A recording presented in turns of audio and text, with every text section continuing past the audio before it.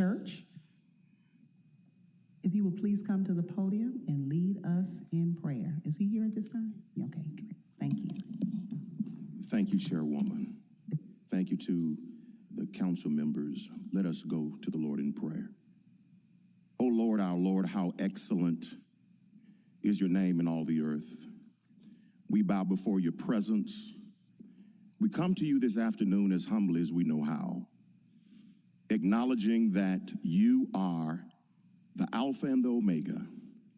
You are the beginning and the ending. You are the first and the last. Everything that is was made by you and made for you. And without you, nothing was made that was made. You are God. With that in mind, dear Father, we are reminded that you are the originator of human government, legislative order, legislative law, and justice. We recognize the fearsome responsibility shouldered by these, your ministers in the earth, these appointed men and women who make up this august body. We affirm that they are here in service by your divine decree and your sovereign will. For we bear witness according to your holy word that states, let every soul be subject unto the higher powers. For there is no power but of God. Powers that be are ordained of God. So, Father, in light of this, we ask you to bless these, your servants and your ministers. Bless them with wisdom, knowledge, insight, discernment, and understanding. May these, your legislators, be emboldened to stand for right, truth, and justice. May they bring, by their legislation, joy to the righteous and strike terror to the evildoers. May they, by their good laws, convict the guilty and protect the innocent. May they, by their just ordinances, overthrow the wicked and strengthen the decent. And when it is all over from this deliberative body, may justice roll down like a river and righteousness like a never-failing stream. Sin is a reproach to any people, but righteousness exalts a nation, a state, and even a city. And after these council members joyfully and faithfully discharge their duty, grant them the grace to have done it without bribe, without deceit, without inducement, without an unbalanced scale, far from evil and temptation. May they hear, O Lord, well done, servant, well done. We ask these blessings in the powerful, in the perfect, preeminent, primal, and prodigious name of the Lord Jesus Christ. And we all say, Amen. Amen. Please remain standing for the Pledge of Allegiance. I pledge allegiance to the flag of the United States of America and to the republic for which it stands, one nation, under God, indivisible, with liberty and justice for all. Thank you. You may be seated.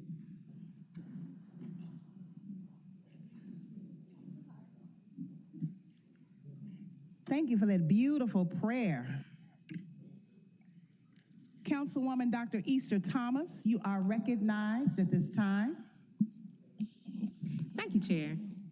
And good evening to the city of Memphis who's joined us today. I just want to say thank you to Pastor Steve Young and First Lady Tammy Young for joining us today. And just to read this into the record, be it hereby known that Pastor Steve Young, in recognition of a life of exemplary qualities, outstanding service to the city, meritorious involvement in humanitarian affairs, and demonstrated concern for governmental process, has been appointed Chaplain of of the day of the Memphis City Council and is hereby entitled to all of the honors, rights, privileges, and prerogatives appertaining to the office and to display of this certificate given under this seal, 21st day of July. Janice Swearingen Washington Chair, and myself, Michael Easter Thomas. Thank you. And again, this is Pastor Steve Young from Ardmore Terrace Baptist Church in Fraser in the lovely District 7. So we are so glad to have you here with us today. Thank you. So we're going to get a picture too. Thank you, Chair.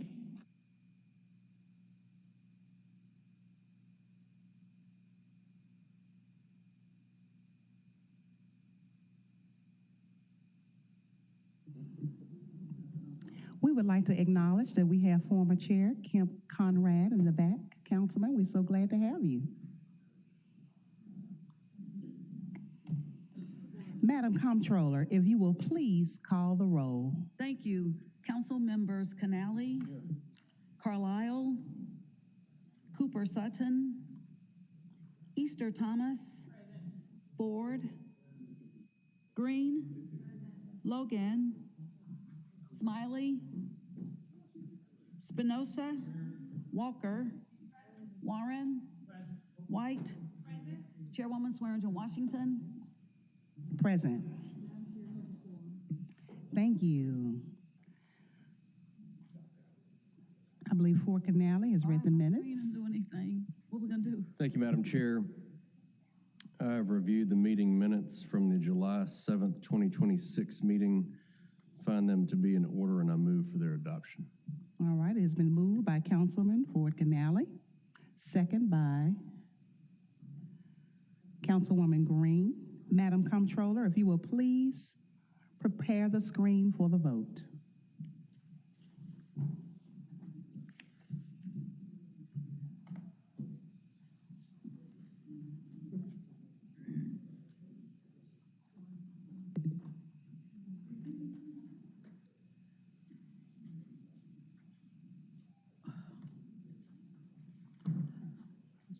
Councilmember Carlisle did not vote. Easter Thomas, yes. Ford, yes. Green, yes. Smiley, yes. Spinoza, yes. Walker, yes. Warren, yes. White, yes. Chairwoman, would you like to vote on the minutes? My screen is not. Yes, we are having some difficulties, Yes, but I'm yes. moving forward. Thank you. The minutes did pass, ma'am. All right. That item passes. Welcome to the July 21st, 2026 regular meeting of the Memphis City Council. Meetings of the council shall be conducted in an orderly manner to ensure that the public has the full opportunity to be heard and the deliberate process of the council is retained at all times. Our council staff member has meeting agendas available up front, as well as comment request cards for members of the public wishing to be heard on that specific item. Brianna, would you raise your hand so they can know who you are? Thank you. All those wishing to speak on an item must turn in their comment card to the staff before the item is called. If you are not here to speak on a specific item, you can note your request to give general comments at the end of the meeting. As chair, I will recognize citizens that properly registered to speak by submitting a completed comment request card to council staff. I would also like to ask that we hold a moment of silence in memory of the late Henry Hooper, who was a devoted Memphian, decorated veteran, and former Memphis City Councilman who has gone to be with the Lord. We extend our deepest condolences to his beautiful family, his friends, and all the citizens whose lives he touched.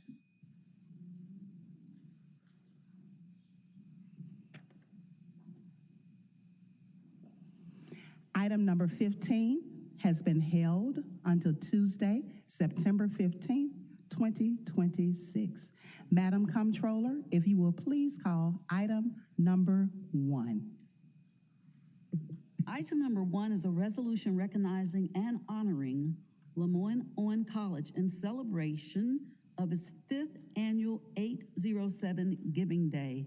This resolution is sponsored by the Memphis City Council.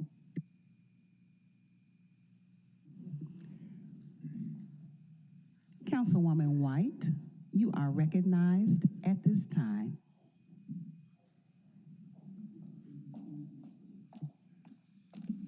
Thank you, Madam Chairman. I am reading this resolution on behalf of the Memphis City Council, and I'm going to shorten it if that's okay with everyone. But whereas it is fitting that the Memphis City Council recognize and honor institutions of higher education, and actually, don't we have a representative from Lemoyne on here? Thought we did.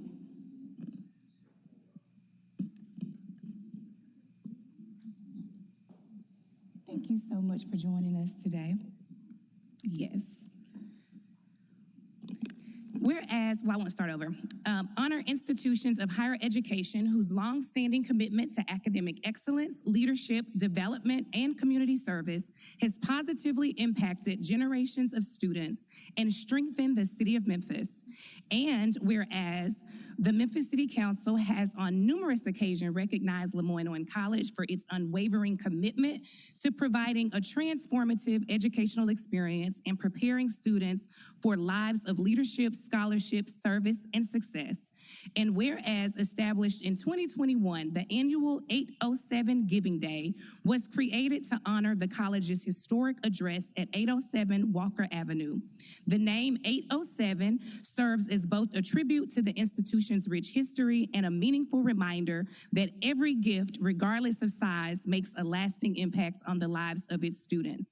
And whereas the week-long celebration held on the historic campus of Lemoyne College includes worship on Walker on Sunday, the Magic Monday Mixer for alumni and friends, and culminates with the live-streamed 807 Giving Day Telethon on Friday, August 7th, 2026. Now, therefore, be it resolved that the Memphis City Council hereby recognizes and honors Lemoyne College on the occasion of its 807 Giving Day. Thank you so much for being here. We know how important Lemoyne College is to Memphis and our community. So thank you so much for being here and us celebrating and acknowledging 807 Giving Day, August 7th, 2026. Thank you, yes, thank you so much, Dr. Nichols. Would you like to say a word? I simply want to thank the City Council, all of the representatives. I would like to acknowledge our faculty, who is also a councilwoman, as well as all of you for your support. On behalf of President Davis, the college, many of us are out at a UNCF conference in Atlanta. So I stand here on the shoulders of all that came before me just to say thank you. I say this about my institution, that you cannot get to transformational leadership in the city of Memphis, in the county of Shelby, or the state of Tennessee without crossing the sacred grounds of the Lemoyne College. And by your support, you not only help us to continue this work, but you ensure that your tax base is secure, because most of the students from Lemoyne College stay in Memphis and Shelby County to give back to their city. So thank you for your continued support.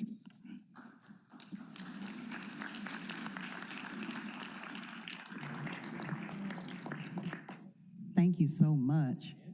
Please allow us about 5 minutes to be able to reprogram so that we can get our screens up. Just give us a few minutes. We need to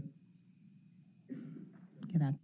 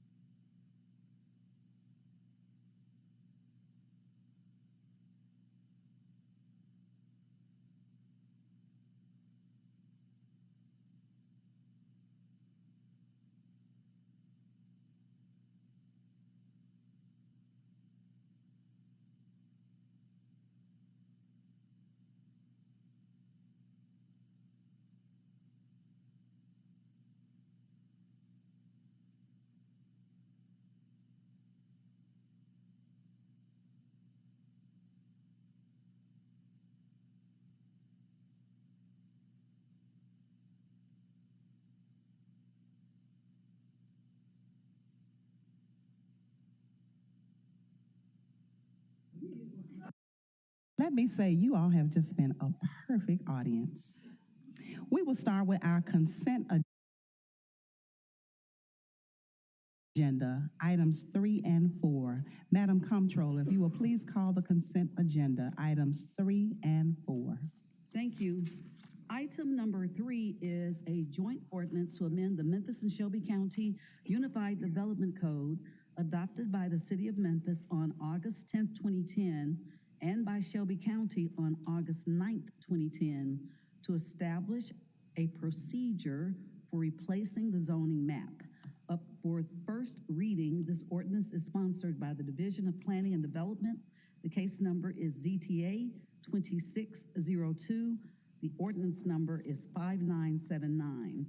Item number 4 is a resolution approving supplemental agreement number 1 for Selfel Memphis East Holmes Road and accepting bond as security. There is a request for same night minutes. The contract number is CR-5471. Chairwoman Swearingen Washington, that concludes your consent agenda items.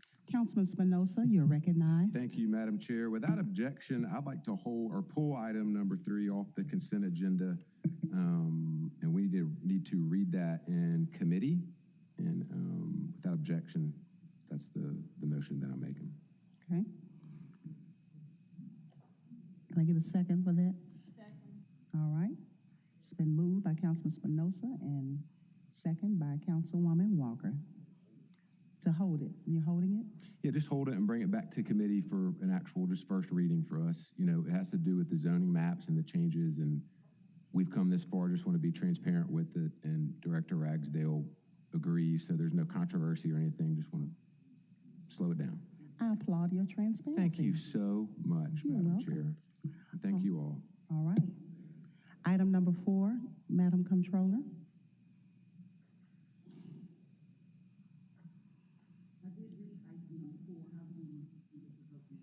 All right.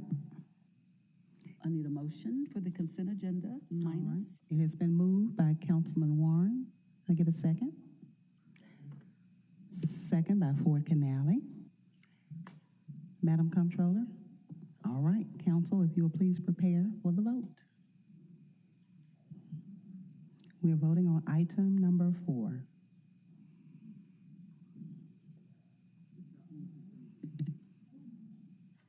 As an assistant. Canale, yes. Easter Thomas, yes. Ford, yes. Green, yes. Spinoza, yes. Walker, yes. Warren, yes. Chairwoman Swearingen Washington, yes. That item passes. Madam Comptroller, if you will please call the MLGW fiscal consent. That would take us to item number 5, a resolution approving the increase to contract number 12540, Master Paving Program, Section 2 with VUCON LLC, to increase the current contract in the funded amount of $1 million. Item number 6 is a resolution approving the increase to contract number 12512, Master Paving Program, Sections 1 and 3 with Lehman Roberts Company to increase the current contract in the funded amount of $5 million. Item number 7 is a resolution awarding contract number 12595, LNG storage tank painting to Viking Painting LLC in the funded amount of $3,167,560. There is a request for same night minutes for this item number 7.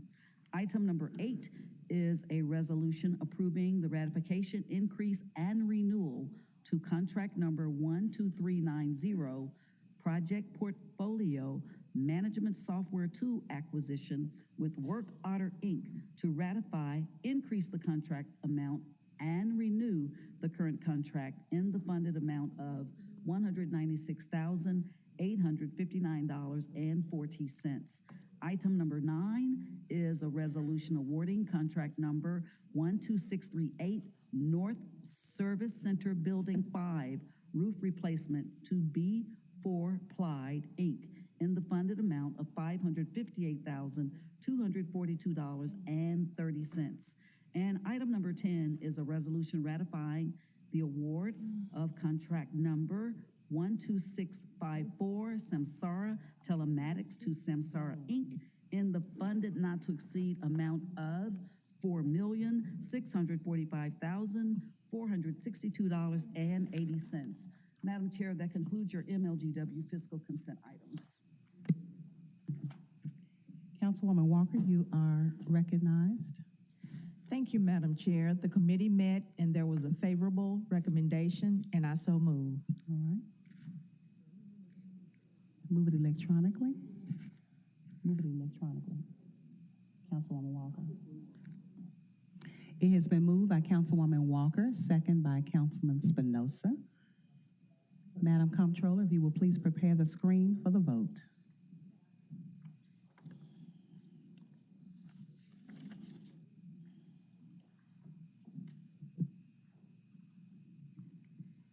Canali, yes. Easter Thomas, yes.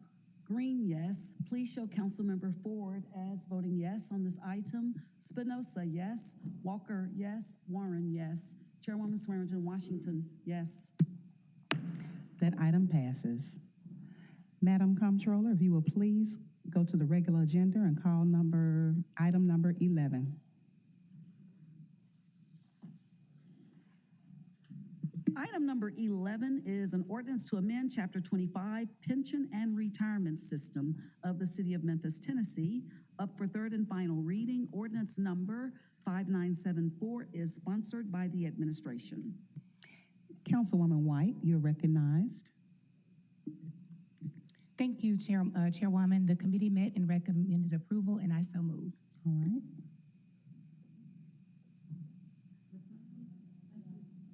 It has been moved by Councilwoman White. Can I get a second? Second by Councilman Spinoza. There are no counsel in the queue to speak. Madam Comptroller, if you will please prepare the screen for the vote.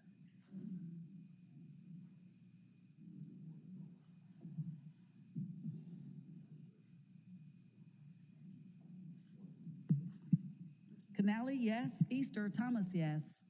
Ford, yes. Green, yes. Spinoza, yes. Walker, yes. Warren, yes. White, yes. Chairwoman Swearingen Washington, yes. That item passes. Madam Comptroller, please call item number 12.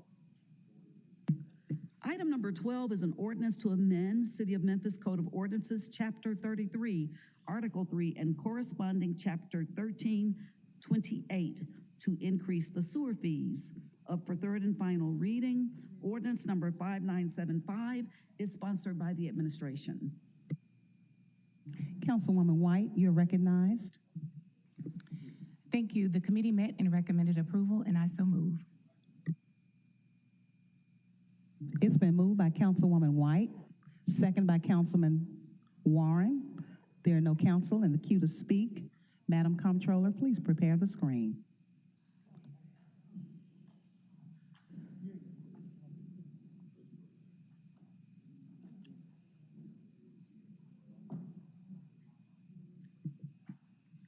Canali, yes. Easter Thomas, yes. Ford, yes. Smiley, yes. Spinoza, yes. Walker, yes. White, yes. Chairwoman Swearingen Washington, yes. That item passes. Madam Comptroller, please call item number 13.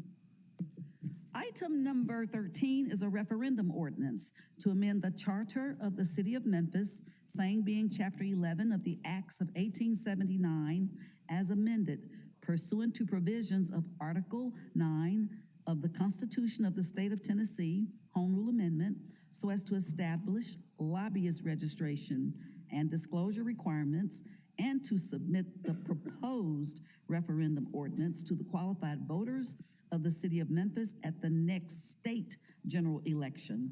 Up for third and final reading, ordinance number 5977 is sponsored by Councilman Carlisle. Councilwoman White, you're recognized. Thank you, Chairwoman. I need for you all to check for me, but I believe this is the one. We ended kind of on a probably not a resolved note, and so I would just say that it came down without recommendation.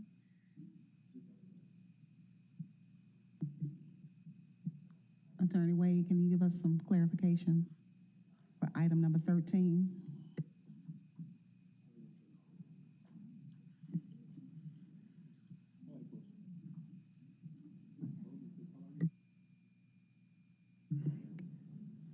Councilwoman Easter Thomas, you're recognized.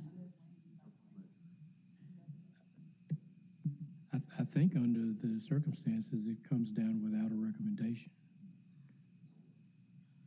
And the sponsor's not here, so I can't really speak to it. Councilman Smiley? I just want to move the hold until the sponsor can come speak to it. I don't want to spend all day on an issue when the person who proposed it is not here to talk about the justification. So I move to hold this matter. Okay, can I get a second? Until the next two council meetings. When is that? Okay. No, you can't It do has that. been moved. What's the date? I need to give a specific. Just move it to the next meeting. Move it. We can't do that. Move it to We'll the move it next to the next meeting. meeting and then we'll see what happens. All right. August 4th meeting. Been moved by Councilman Smiley, second by Councilman Spinoza, for that item to be held until the next council meeting. Madam Comptroller, if you will please call item number 14. Item number 14 is a referendum ordinance to amend the charter of the city of Memphis, same being chapter 11 of the Acts of 1879 as amended pursuant to the provisions of Article 9, Section 9 of the Constitution of the State of Tennessee to authorize the creation by ordinance of uniform administrative procedures and systems for disposition of appeals that may affect the employment status of civil service employees. Up for third and final reading, ordinance number 5978 is sponsored by Councilman Carlisle. Councilman Smiley, you're recognized. I move to hold this until the August 4th meeting. Let me speak to this one. All right, Attorney Wade. Originally, there was some blanket creation of authority for the council and the mayor to create a system, but I changed it to make it be an Administrative Procedures Act, and I think it's compliant with the law. I'm not sure how it's handled in the committee, but I've signed off on it if y'all want to move it on. Move to hold until the August 4th meeting. All right. Got a motion to hold, second by Councilwoman Green, who will hold that item. Madam Comptroller, if you will please call item number 15.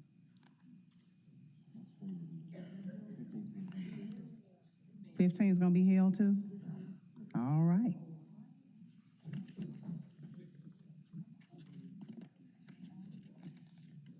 All right. We're going to move to our add-ons, starting with item number 16. Madam Thank you. Comptroller. Item number 16 is an appointment, Art Davis, Chief Financial Officer, and there is a request for same-night minutes for this item. Okay. Councilwoman White, you're recognized. Thank you, Chairwoman. The committee met and recommended approval, and I so move. It's been moved by Councilwoman White, second by Councilman Ford Canale. Mr. Davis, would you like to say something?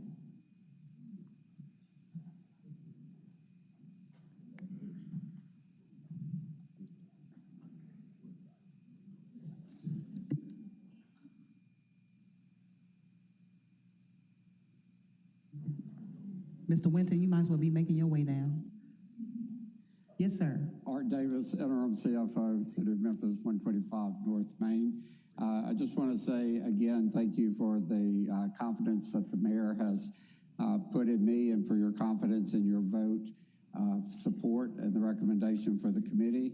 And I also want to remind everyone what I said, that my goal is to bring transparency to the finance division, as well as ensure that every public dollar that is received by the city is managed in the best way possible. And I will support this council, the mayor, but most importantly, the citizens of Memphis. Thank you. All right. There are no council in the queue. Madam Comptroller, if you will please prepare the screen.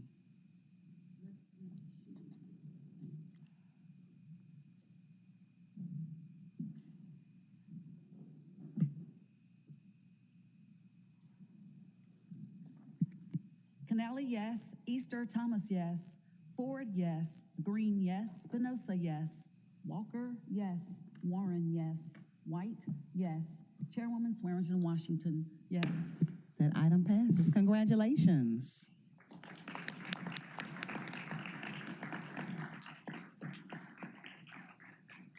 Madam Comptroller, if you will please call item number 17.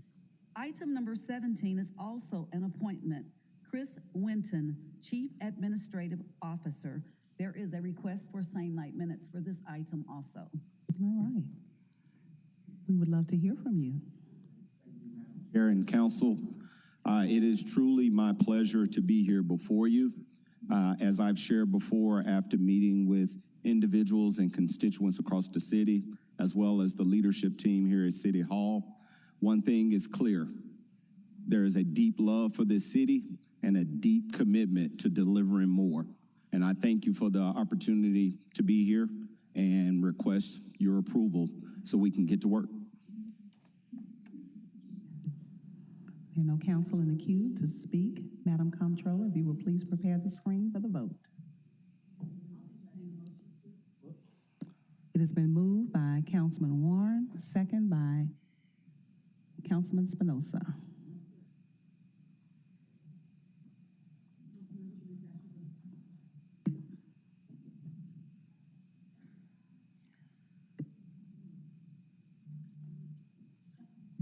Canali, yes. Easter Thomas, yes. Ford, yes. Green, yes. Spinoza, yes. Walker, yes. Warren, yes. White, yes. Chairwoman Swearingen Washington, yes. That item passes. Madam Comptroller, if you will please call item number 18. Item number 18 is also, Congratulations. item number 18 is also appointments to the Airport Authority. We have Belinda Anderson, Pamela Clary, DeMar Roberts. There's also a request for same-night minutes for item 18. Councilwoman White, you're recognized. The committee met and recommended approval, and I so move. It has been moved by Councilwoman White, second by Councilman Spinoza. I don't see Ms. Clary in the audience. Madam Comptroller, if you will please prepare the screen for the vote.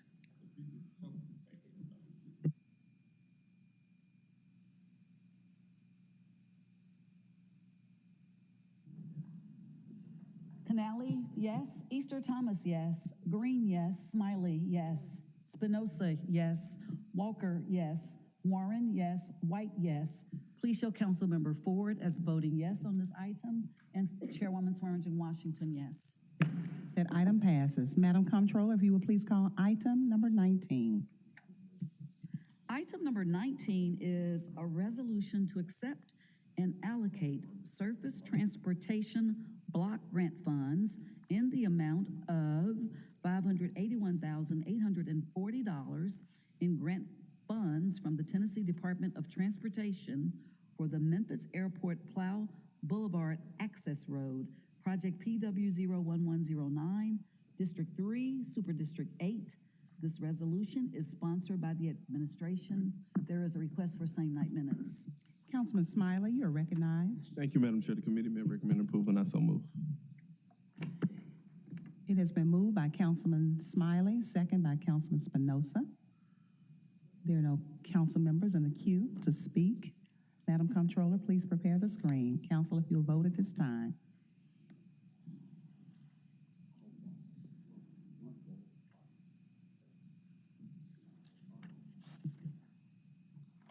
Canali, yes. Easter Thomas, yes. Ford, yes. Green, yes. Spinoza, yes.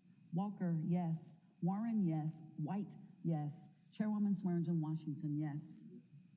Please show Councilmember Smiley as voting yes on this item. Tanzania. That item passes. Madam Comptroller, if you will please call item number 20. Item number 20 is a resolution appointing MATA's fiscal trustee. All council districts, this resolution is sponsored by Councilman Ford, and there is a request for same-night minutes for this item. Councilwoman Green, you're in the queue. Thank Thank you, Chair. I just wanted to clarify again for the listening public that this is taking out Walter Person, who was our CFO, and putting in Art Davis, who is now our CFO. It is not in any way approving a contract, because we don't do contracting for any amount in regards to any trustee. So just so everybody's clear, this is just putting in one name for the other because there's now been a change in leadership. But we don't make contracts or set salaries. Thank you, Chair. Thank you, Councilwoman Green. Councilman Ford Canale, you're recognized. Thank you, Madam Chair. The committee met, recommended approval, and I so move. All right, it's been moved by Councilman Ford Canale, second by Councilman Warren. Madam Comptroller, if you will please prepare the screen.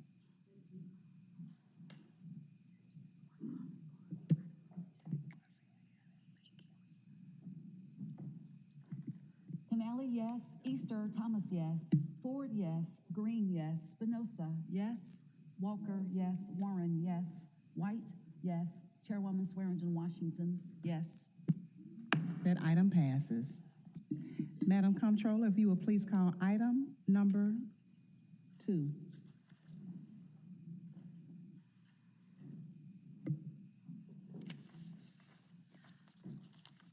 Item number 2 is an appeal of Romulus Corporation and others, Memphis Alcohol Commission matter T 36342, filed pursuant to 4-3 and 412 of the City of Memphis Code of Ordinances, required by ordinance.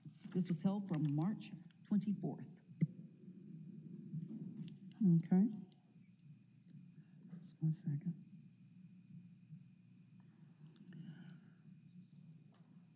Councilman Ford Canale, you're recognized. Do what? Yes, move it. Right. Yeah, just move it without a recommendation. All right, thank you, Madam Chair. Without recommendation, I move to the floor. All right, it's been moved by Councilman Ford Canale. Can I get a second?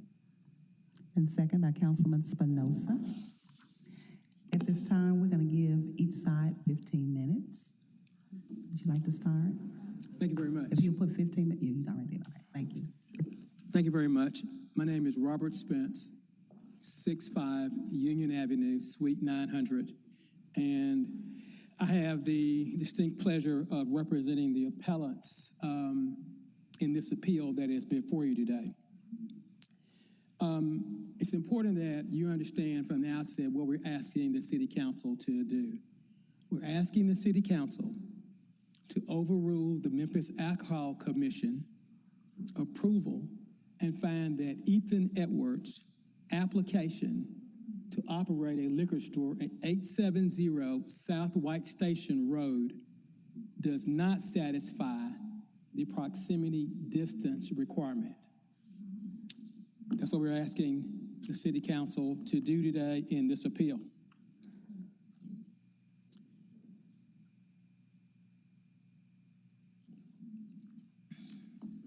And the reason that we're asking this City Council to take that action is for one simple, straightforward reason. The location of Mr. Edwards' liquor store violates Ordinance 74-5A, and it falls within the 1,500 feet proximity requirement and is within 1,500 feet of Woodland Presbyterian Church and School.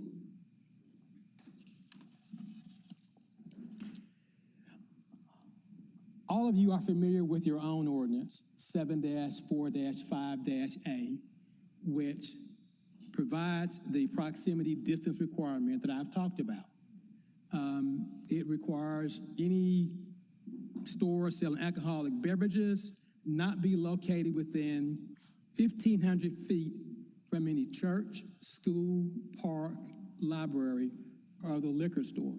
So that is the rule that is applied uniformly with respect to all applicants like Mr. Edwards who seek to open a liquor store in our community.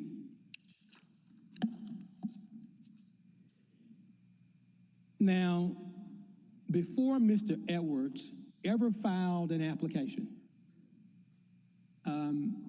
he engaged a professional surveyor to measure the distance for him from his proposed liquor store location. And what we have been able to demonstrate and get for you are the communications that the professional surveyor gave to Mr. Edwards before he filed his first application. On September 5th, Pickering surveyor Lynn Spencer told Mr. Edwards, the store doesn't meet the straight line measurements. Can you get a variance? Can you get a variance? And then there are several other communications between Mr. Edwards and Ms. Spencer, which basically say that they know the rule. They will not ask the city for any clarification or explanation of the rules because they don't want to send up red flags about this application. So it is clear that before the application was submitted, about 2 weeks after these communications, Mr. Edwards was aware that his proposed location did not meet the proximity distance requirement.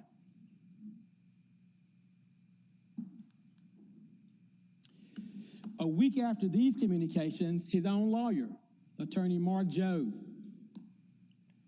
told him, I'm a little concerned about the distance to Woodland if you go south on White Station and east on Park.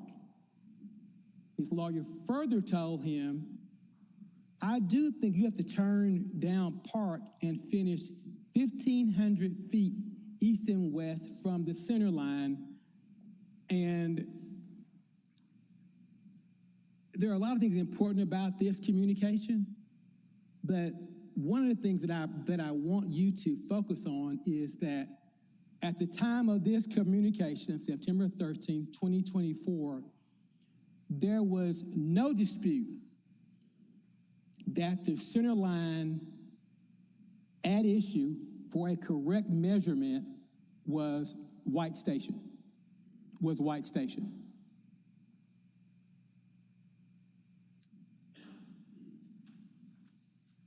There is some individual named Gerald, who is only identified as Gerald, who instructed the professional surveyor how to perform the survey. And she acquiesced to his request, and we ended up with this. The first survey submitted by Mr. Edwards was fraudulent. He knew it was fraudulent when he submitted it. What is strange is that the Alcohol Commission didn't flag it as fraudulent when he submitted it. Because as you see from this survey he submitted, as opposed to turning east and west on Park, which is denoted by the blue dashes, which is required, he presented a survey that kept straight on White Station, and that's the yellow line. But again, even on this fraudulent survey that Mr. Edwards submitted, the center line is on White Station Road because that is where the liquor store fronts. That is where the liquor store fronts.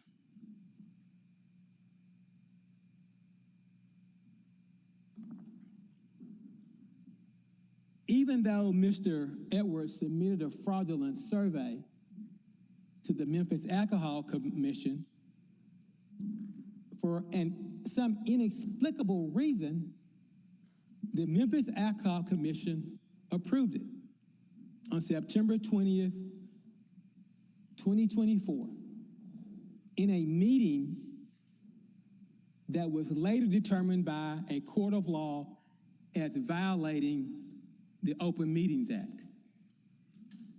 So they have a fraudulent survey. They conduct a meeting that is violative of the Open Meetings Act and approve Mr. Edwards' application.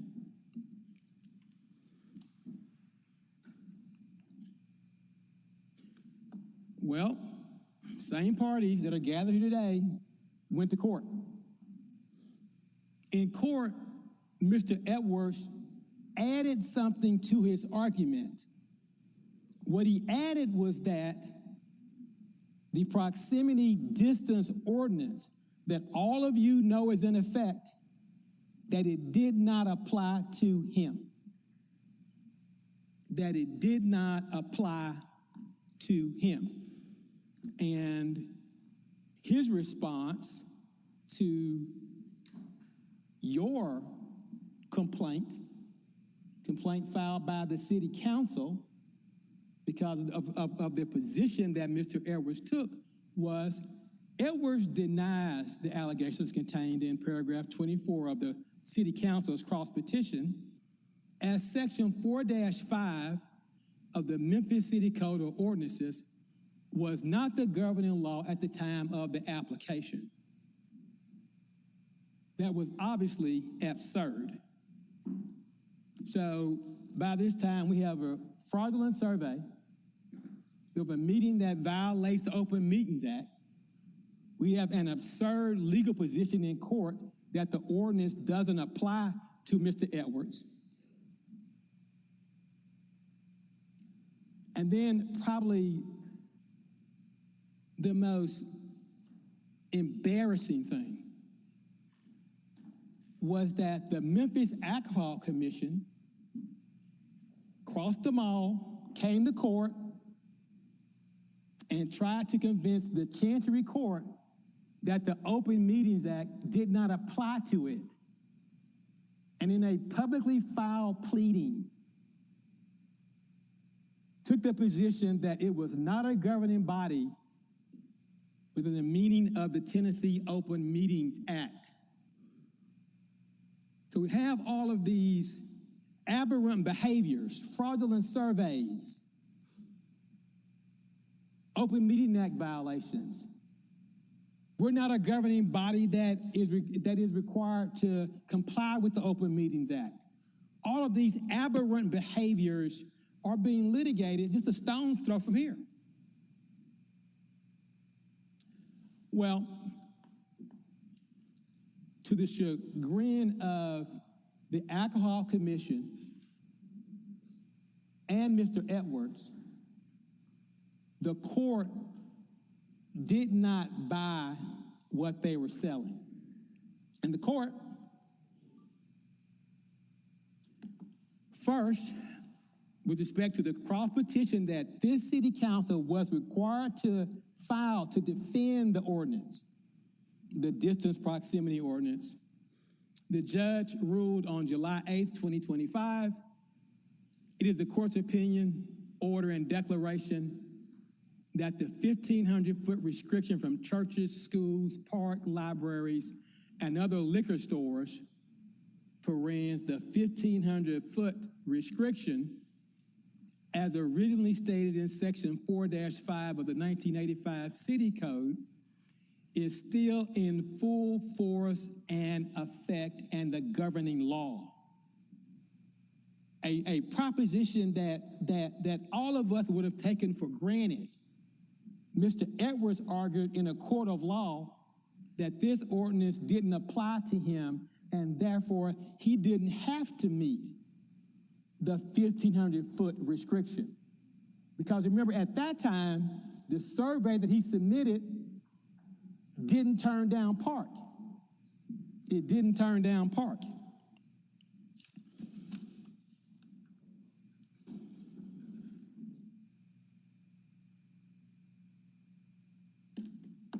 Further, with respect to the Memphis Alcohol Commission, the court also rejected its specious argument that it was not a governing body and that the Tennessee Open Meetings Act did not apply to it. The court ruled.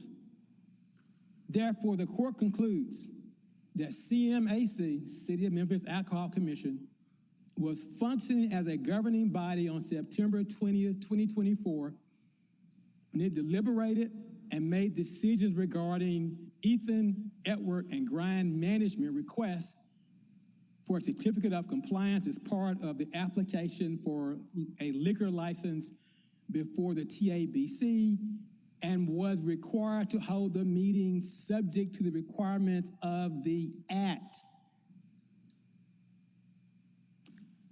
Now, governing bodies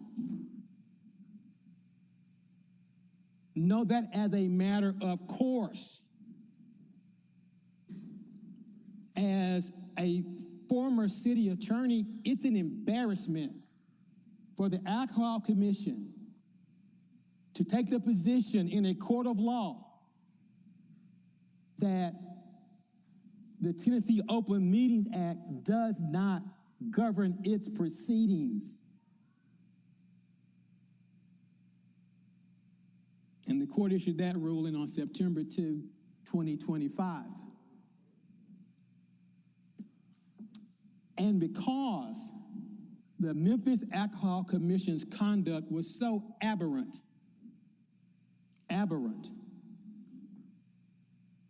the court is monitoring the Alcohol Commission and is requiring that the Alcohol Commission submit semi-annual reports on whether or not it is complying with the Open Meetings Act. So we have all of these aberrant and strange behaviors by Mr. Edwards, by the Alcohol Commission, prior to and leading up to Mr. Edwards' second application.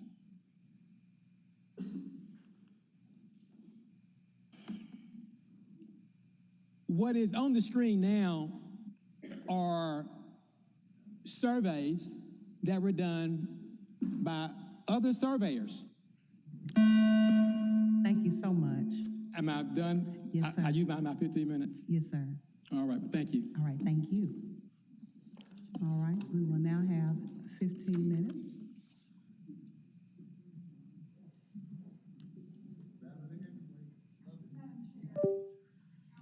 Excuse me, Judge, if you start over. Okay, thank you. Give me the sign when it's time. Okay, I am retired Judge Bernice Donald. My address is 6077 Primacy Parkway, Suite 200. And I am here this afternoon with pride to represent Grind Management, owned by Ethan Edwards. I have a prepared presentation, but I want to just address two quick things because, you know, I'm senior now and I need to correct a couple of things. Mr. Spence accuses my client of fraud, and I want to absolutely and flatly rebut that right here and now. Mr. Edwards sought legal advice after reviewing the Muni Code, which at that time had dropped any reference to 1,500 feet. It had some ellipses there. And Mr. Spence and the council went to Chancery Court and they argued to Chancellor Jenkins that 1985 ordinance, even though there is no facial reference to 1,500, it's still there because the ellipsis preserved it. If you went around this chamber right now and asked people in this audience, what do the ellipses mean? Most of them contend, Mr. Edwards is not a lawyer. And that's the reference which Mr. Spence skews. On the September 18th Open Meetings Act agenda, there was not a quorum. Mr. Edwards didn't set that agenda, but the Alcohol Commission could not do its business because they didn't have a quorum. And Ms. Fullylove announced to the audience, we don't have a quorum. We will try to canvass our members and find out when we have a majority, and then we will reconvene. If you have something on the agenda and you want to be heard, let us know. Mr. Edwards was there, heard that, and he appeared by Zoom on the 20th. Not anything that he did. The Alcohol Commission handled a number of items at that time, including voting on his application. They voted on the opening of another liquor store, 321 South Main. The only person who was challenged in Chancery Court was Grind Management. The other liquor store that was approved on that agenda, the court said everything is null and void. Buster's didn't go in there and say, oh my God, they're opening up, it's null and void. That liquor store opened 2 to 3 months later without incident. What I want to say to you now before my 15 minutes are up. This afternoon, we are asking this body, which sits not as a legislative body, but as a quasi-judicial body, meaning that you act as judges without the formal rules, but as judges making judicial decisions. And I want to ask you to dismiss this petition for 3 reasons. 1, Buster's, D-Wine, and the Liquor Depot have no legal standing to appear before you and challenge this application or challenge the actions of the Alcohol Commission. They have no injury in fact or law. There is nothing that they could do before January 6th, when this was approved, that they could not do afterwards or now. They have no cognizable injury. Mr. Spence is a brilliant lawyer. He is well esteemed, but his esteem and his brilliance cannot create legal standing in a court of law or before a quasi-judicial body. The other thing is, as I said, there is no injury in fact. They cannot come in here, even though they mention Woodland Presbyterian, they cannot invoke the jurisdiction of Woodland Presbyterian church or school in order to get standing. They simply have none. They are non-parties, and a non-party cannot come in and challenge this application. In the statute, it provides for a right of appeal, but that right of appeal is for the applicant. Buster's, D-Wines, and the Liquor Depot were not applicants. There are people who come in here every time you have a meeting and seek to speak, they fill out a card. But that filling out a card and speaking does not give them the right to step into a court of law and sue your action. Mr. Spence argues a pseudo-good government argument. The Supreme Court has said that the person who comes in and gets standing to challenge a petition must not have a generalized right that every other citizen would have. They have to have some special injury. If you ask Mr. Spence, what is the injury that Buster suffered? The answer's got to be none. What is the injury that D-Wine suffered? None. What is the injury that the Wine Depot suffered? None. This is a spurious and ongoing campaign to keep Mr. Edwards and Grind Management from opening their store. I want to quickly go through the presentation now, because I want to show you a couple of things. I want to talk to you about investments in Memphis. So, why are we here? We're here because Buster's and those other appellants do not want lawful competition. They do not want this man to open. They want to try to bury him. The station has been open for 5 months. And if you today accede to their request, what do you get? If you go back and overrule the Alcohol Commission's action, which was based on substantial evidence, what does that do for you? What does it get? It gets nothing, because the Alcohol Commission did not issue a final order. They only made a recommendation to Mayor Young. Mayor Young then reviewed that recommendation and sent it to the state. The state of Tennessee is the licensing authority that issued that license, which gave Mr. Edwards a property right in that license. So if you today say, okay, they didn't have authority, what do you do then? Do you sue Mayor Young in his official capacity and ask him to revoke or rescind his certificate of compliance? A suit against Mayor Young in his official capacity is a suit against the city of Memphis. What does that get? Do you go over to Chancery Court, where Mr. Hammond and Buster's has already filed an action against Mr. Edwards? Do you step into those shoes and try to prosecute an action against yourselves, the city of Memphis, there? Or does Memphis go to Davidson County in Nashville and file an action in Chancery Court to try and strip him of his license? I say no. This is the station. You can see it's alive and going. It's been going now for about 5 months. The Memphis Alcohol Commission, after a full hearing spanning 2 full days, found that Grine's 2025 application complied with all local state laws and ordinances. The Memphis mayor signed the ordinance.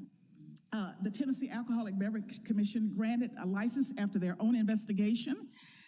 So today you should reject this appeal, dismiss it, and tell busters and their cohorts to leave this man alone and let him run his business and contribute to the fabric of this city.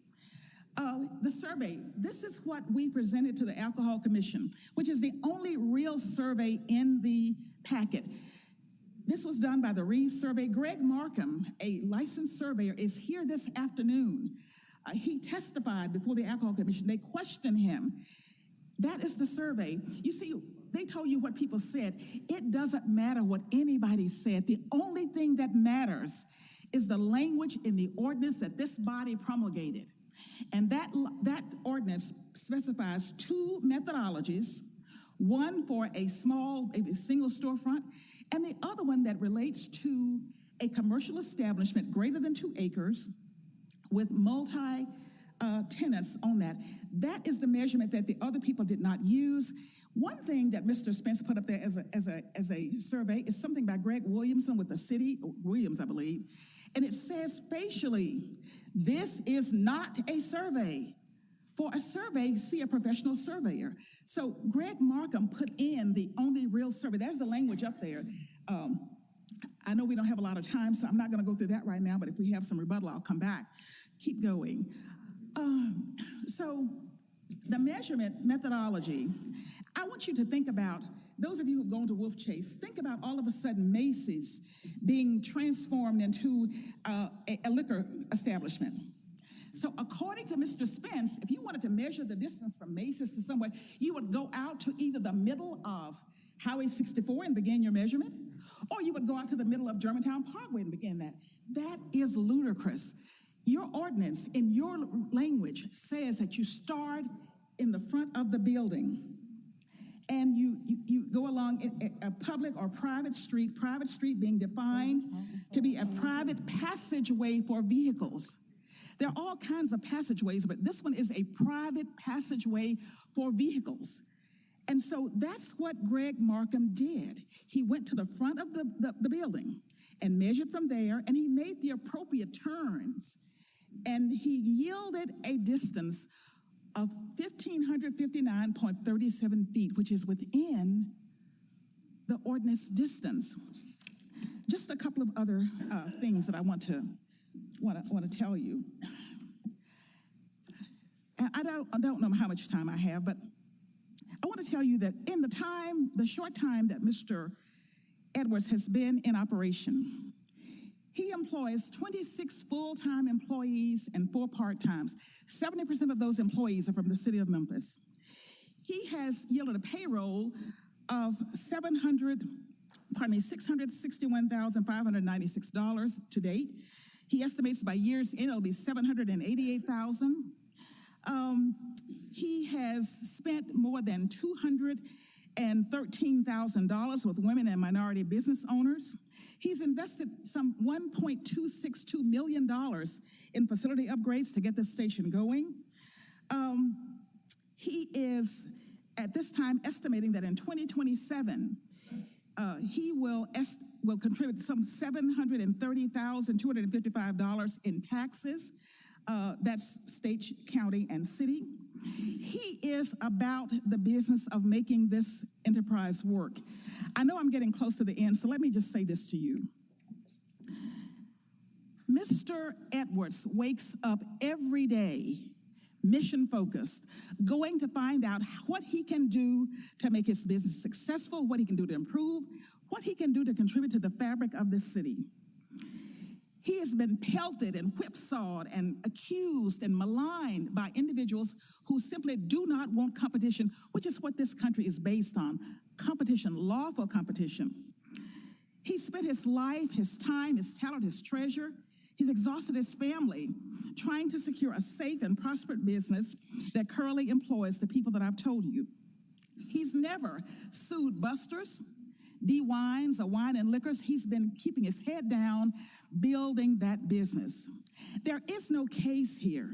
Tell busters and their colleagues, it's time to stop. It's time to stop this man from draining his resources, trying to further a lawsuit to keep him out of business. I want to leave you with one story. There's a story that many of you have heard about a sage who lived in a community, Dr. Warren. She was blind, but she was wise. These boys, these young boys who were full of mischief, they decided that they were going to trick her. They said, we're going to get a bird, and we're going to go to her, and we're going to say, woman, we have in our hands a bird. We want you to tell us whether the bird is living or dead. And their plan was, if she said living, they were going to close their hands and crush it. If she said dead, they were going to open their hands and let it fly away, and she could hear the flapping of the wings. And so they came to her and they said, we have a bird, Councilman Walker. What? Tell us the status. And she said, I don't know. But the bird's fate is in your hands. I don't know whether Mr. Edwards will succeed or fail in his business. I don't know whether it will become one of the leading liquor establishments in this community. I don't know that. What I do know is that he deserves the opportunity to try. And his opportunity, whatever that end may be, his opportunity is in your hands. Do not deny him that opportunity because someone is afraid of competition. Thank you.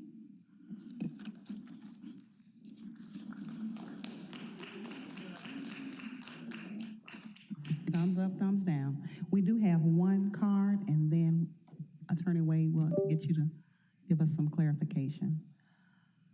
Samuel Faugustine.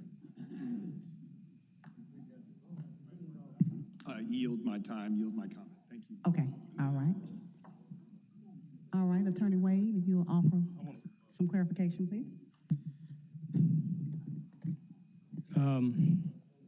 I'll do my best.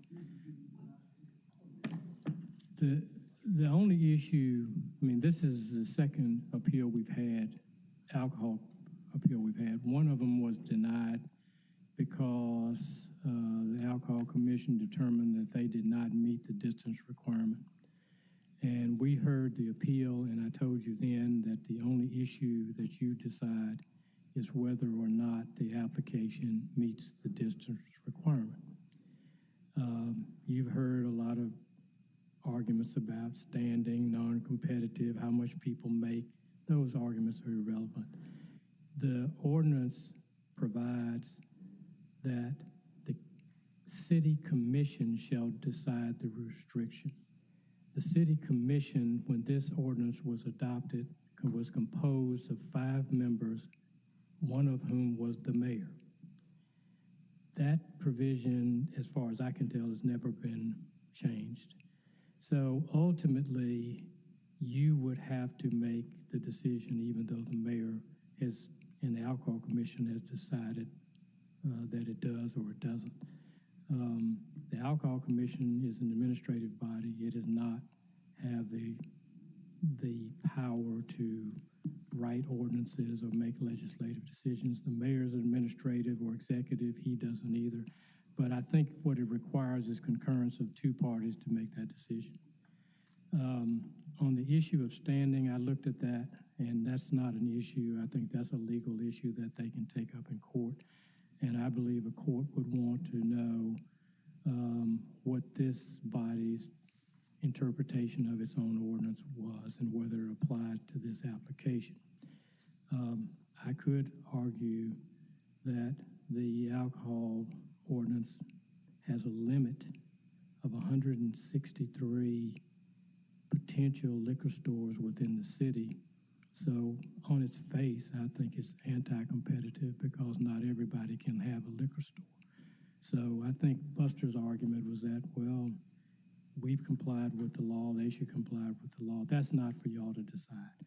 All you're deciding is the literal question of whether it complies with Section 4-5, the 1,500 foot.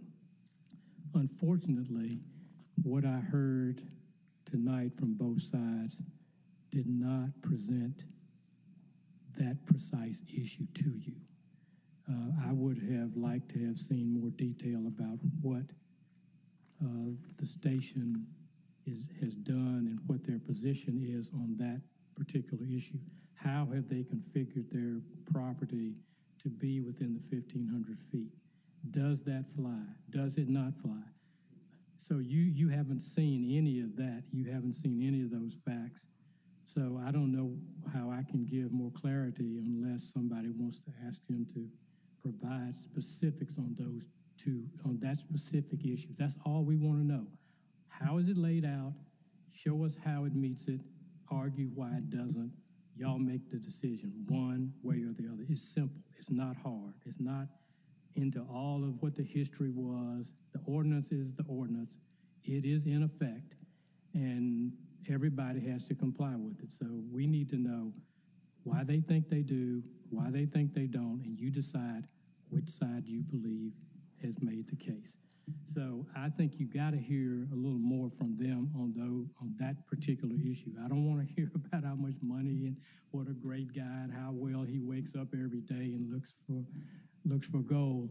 We need to know those specific facts. Those facts have no personality. They are what they are. They are hard, cold, black, and white. Let's hear those. Make the decision up or down.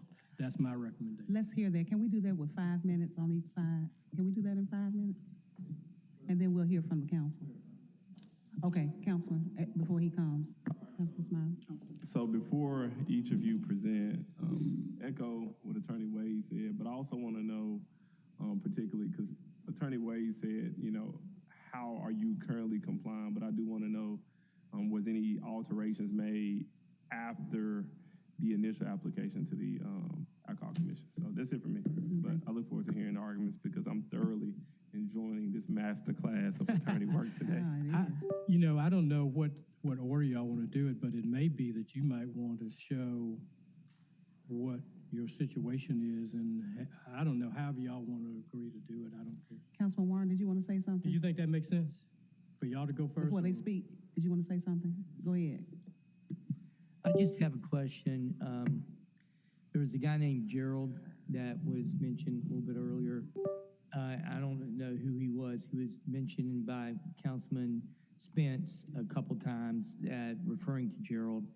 And as I recall, when we first heard about this thing, we hadn't updated our ordinances for a while, and we had like some 1980s version that sort of omitted, I guess, this 1,500, and it's almost like that's what was presented to the Alcohol Commission. So I guess part of this is we're sitting here, I know we're supposed to interpret the law, but we're also judges, and judges sort of interpret the law based on the situation where you're there. So I just need to know what our leeway is, and I want to know who Gerald is and what he said.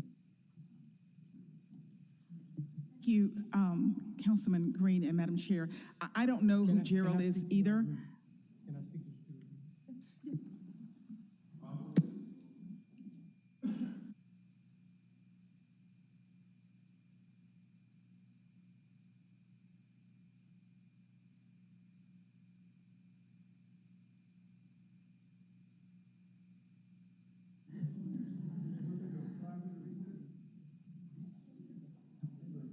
Councilman Warren, I think Councilman Warren, regardless of who Gerald is, that still doesn't have anything to do with the 1,500 feet.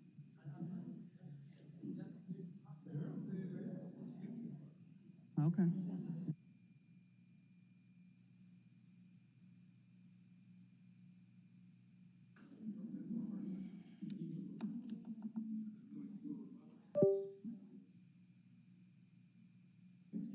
I'll go second.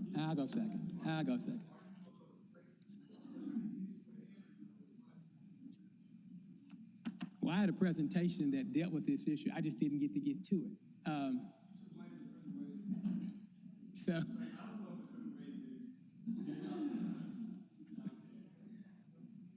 20 minutes, but anyway. I'm just, are they ready or?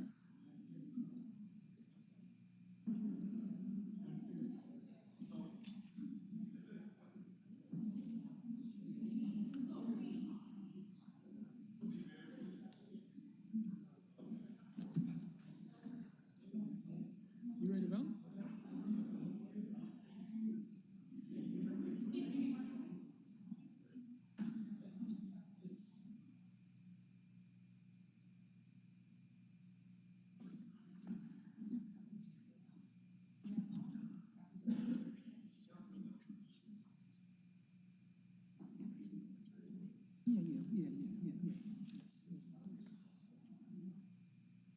I got it.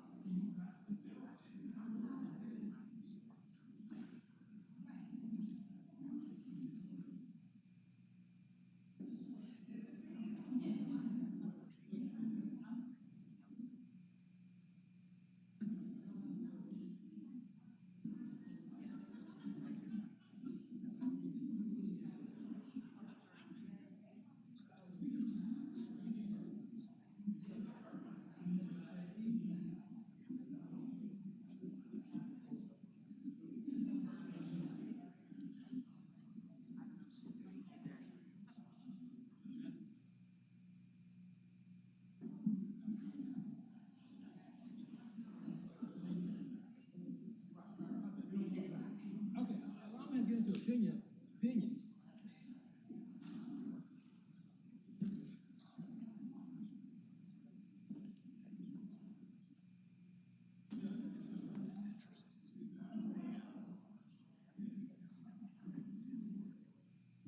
Okay, council, are we ready?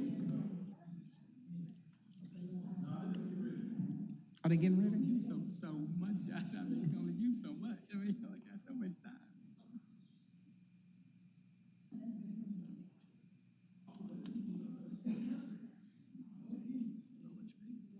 All right, Madam Controller, if you'll put 5 minutes on the screen, and we're going to go ahead and get started. Oh,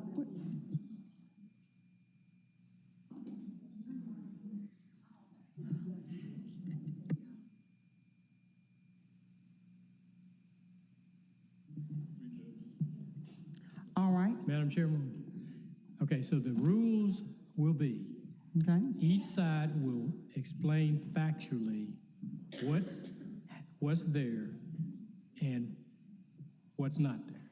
Okay. Period. And then based on that, you will make a decision. We don't want opinions and expert opinions and so on and so forth. We want facts, basically, those two facts. What's there and what's not there? Attorney Spence, would you like to begin? Yes.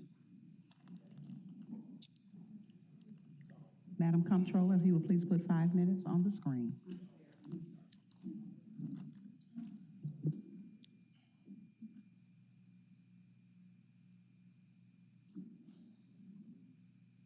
Hold on.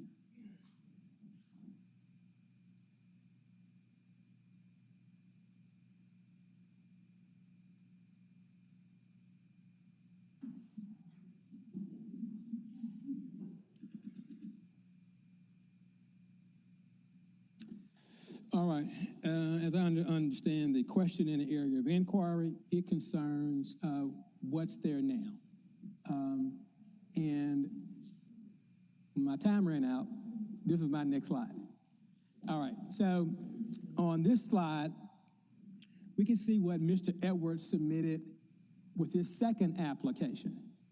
And you can see that every other survey measured along those blue dots from the front of the building to the street on which it fronts, which is White Station,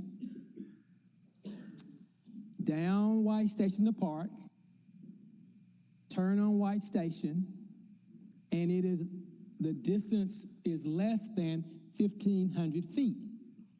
Well, what Mr. Edwards did in his new submission, knowing that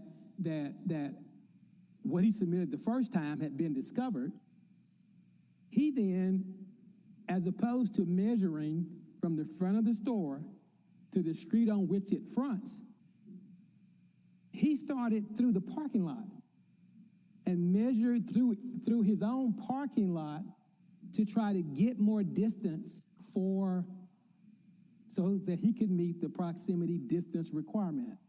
And so that's what the Memphis Alcohol Commission approved. And that is inconsistent with the ordinance. That is inconsistent with the ordinance.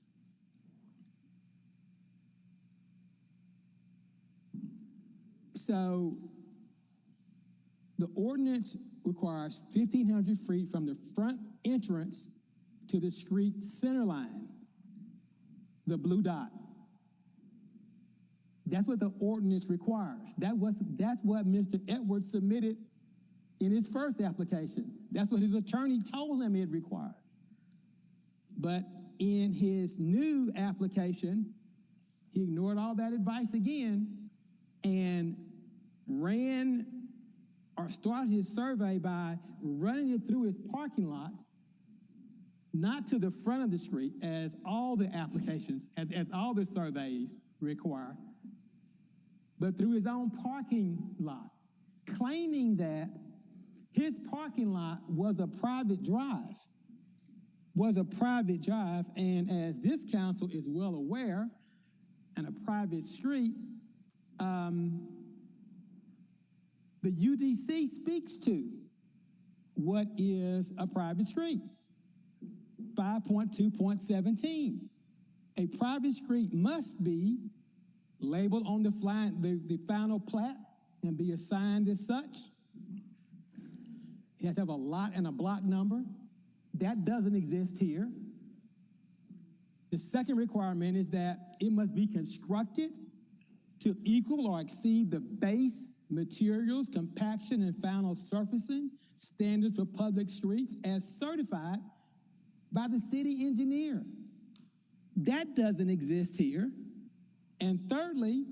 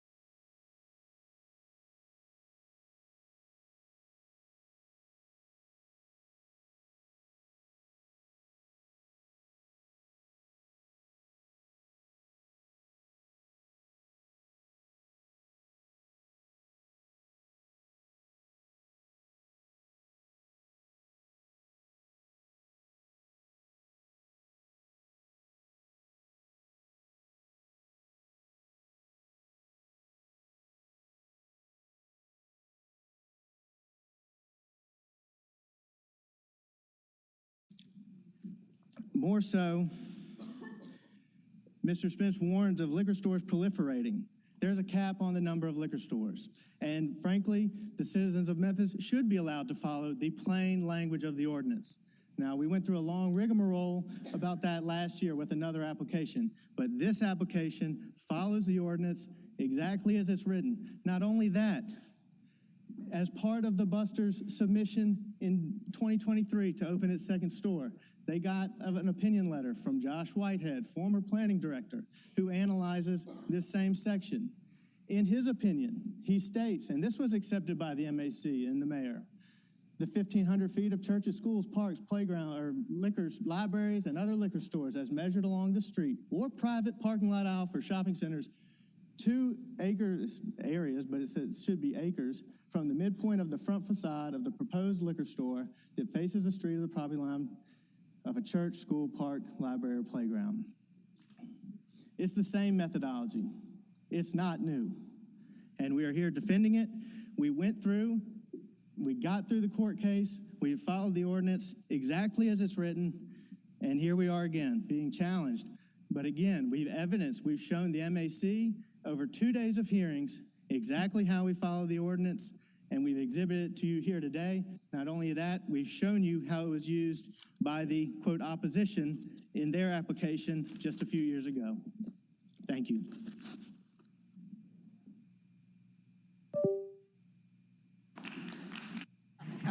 Thumbs up, thumbs down. You have a minute left. Did you want to add anything? You don't want to add anything, Judge Donovan? I think they're done, Madam Chair. Okay. All right. Councilwoman Green, you're recognized. You're in the queue. Thank you, Chair. Attorney Wade. So we've gotten a citation of the Muni Code, and we've gotten a citation of the definition in the UDC. Can you speak to the council about which is the controlling law that we should be looking at as we make this factual determination? I really don't know the answer to that question, to be honest. I think it's, that's a Do question. our ordinances... That's a question of interpretation, and I think that's something for the court to determine. The issue before you is solely on 4-5 of the Code of Ordinance. Of the ordinance. So Yes. that's my question is, our ordinances speak specifically to the laws we want to enforce. The UDC, we've adopted it, but it is more broad in scope, right? No, I think it controls your decisions as well. I think you may use the UDC as, sometimes as a persuasive authority for how you would interpret it, but it's still your judgment as to how you interpret 4-5. And I will commend the parties that they basically did what I wanted them to do, was crystallize the two positions before you, whether 4-5 controls or whether what the applicant did in terms of, I don't want to say anything derogatory, but create a position that they've used a private drive. And the question is it a private drive or isn't? Right, and so that's why I'm asking you about the definition of a private drive, because it appears they are different in the UDC and in the ordinance. And so I would like to know, when we're making this determination of fact as a quasi-judicial body, we are only to be looking at the ordinance because that is what we are deciding on today. Correct? That is correct. Okay. And look, I think we all are frustrated and would love for the alcohol commissioners to be here so that we could have some words with them, because none of us would be here having to do this. But I just wanted to make sure that as we're looking at this, we're looking at the right definition so that we can make the determination of fact based on that definition. Yeah, I think you are, but I think you've raised an issue that I have, I've been involved in. I've looked at this thing hours and hours. And it's basically a land use restriction. And I would suggest that we look hard at making it have to have a special use permit and go through the UDC, where we have a record. We have have people with expertise in making those kind of recommendations to us rather than an alcohol Oh, we're commission. gonna fix this on the back end. Yeah, I know. I understand. You're preaching my language now. Yeah. But right now, it creates a clear ambiguity, and I think that's something a court would have to do. They would have to reconcile the two to see if they can stand together or they're inconsistent. And I don't think that's something that you And have our the job authority. today is not to try to figure out which is the more controlling. Our job today is to specifically look at the ordinance, the language in the ordinance, and interpret it based on that. Yes. Thank you. Thank you, Councilwoman Green. Councilman Smiley, and then Dr. Warren, you're recognized. All right, my question is for counsel for Busters. I think counsel for Edwards brought up what I think is a pretty good point. I want you to talk specifically about how do you rectify, if it's true, Busters doing something similar in its second store.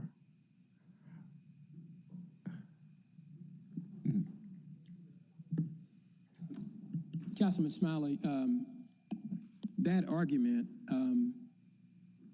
is a red herring.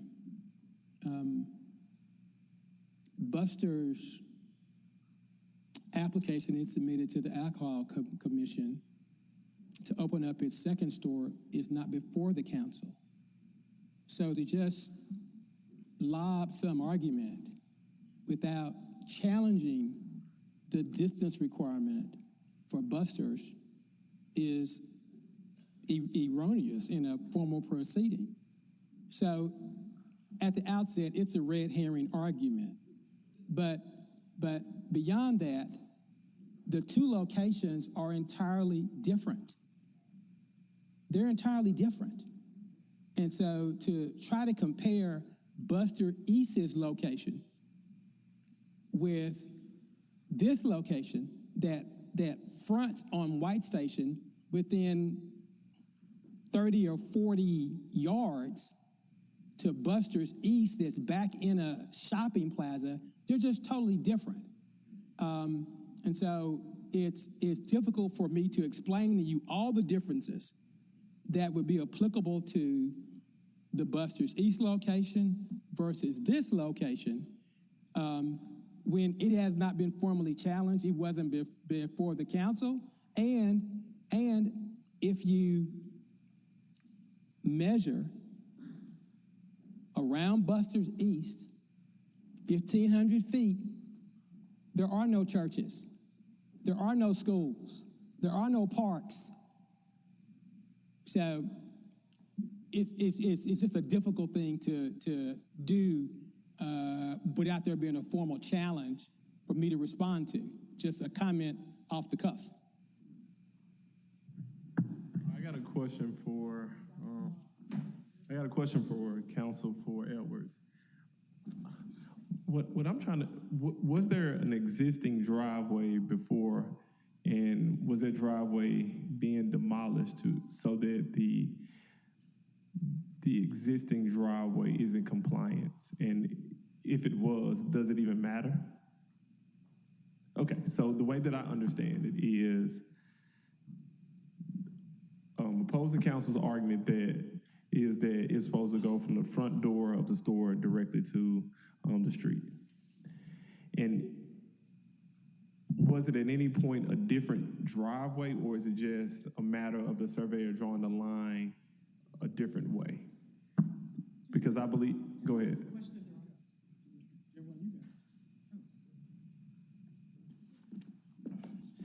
After going through the litigation, modifications were made to the site, okay?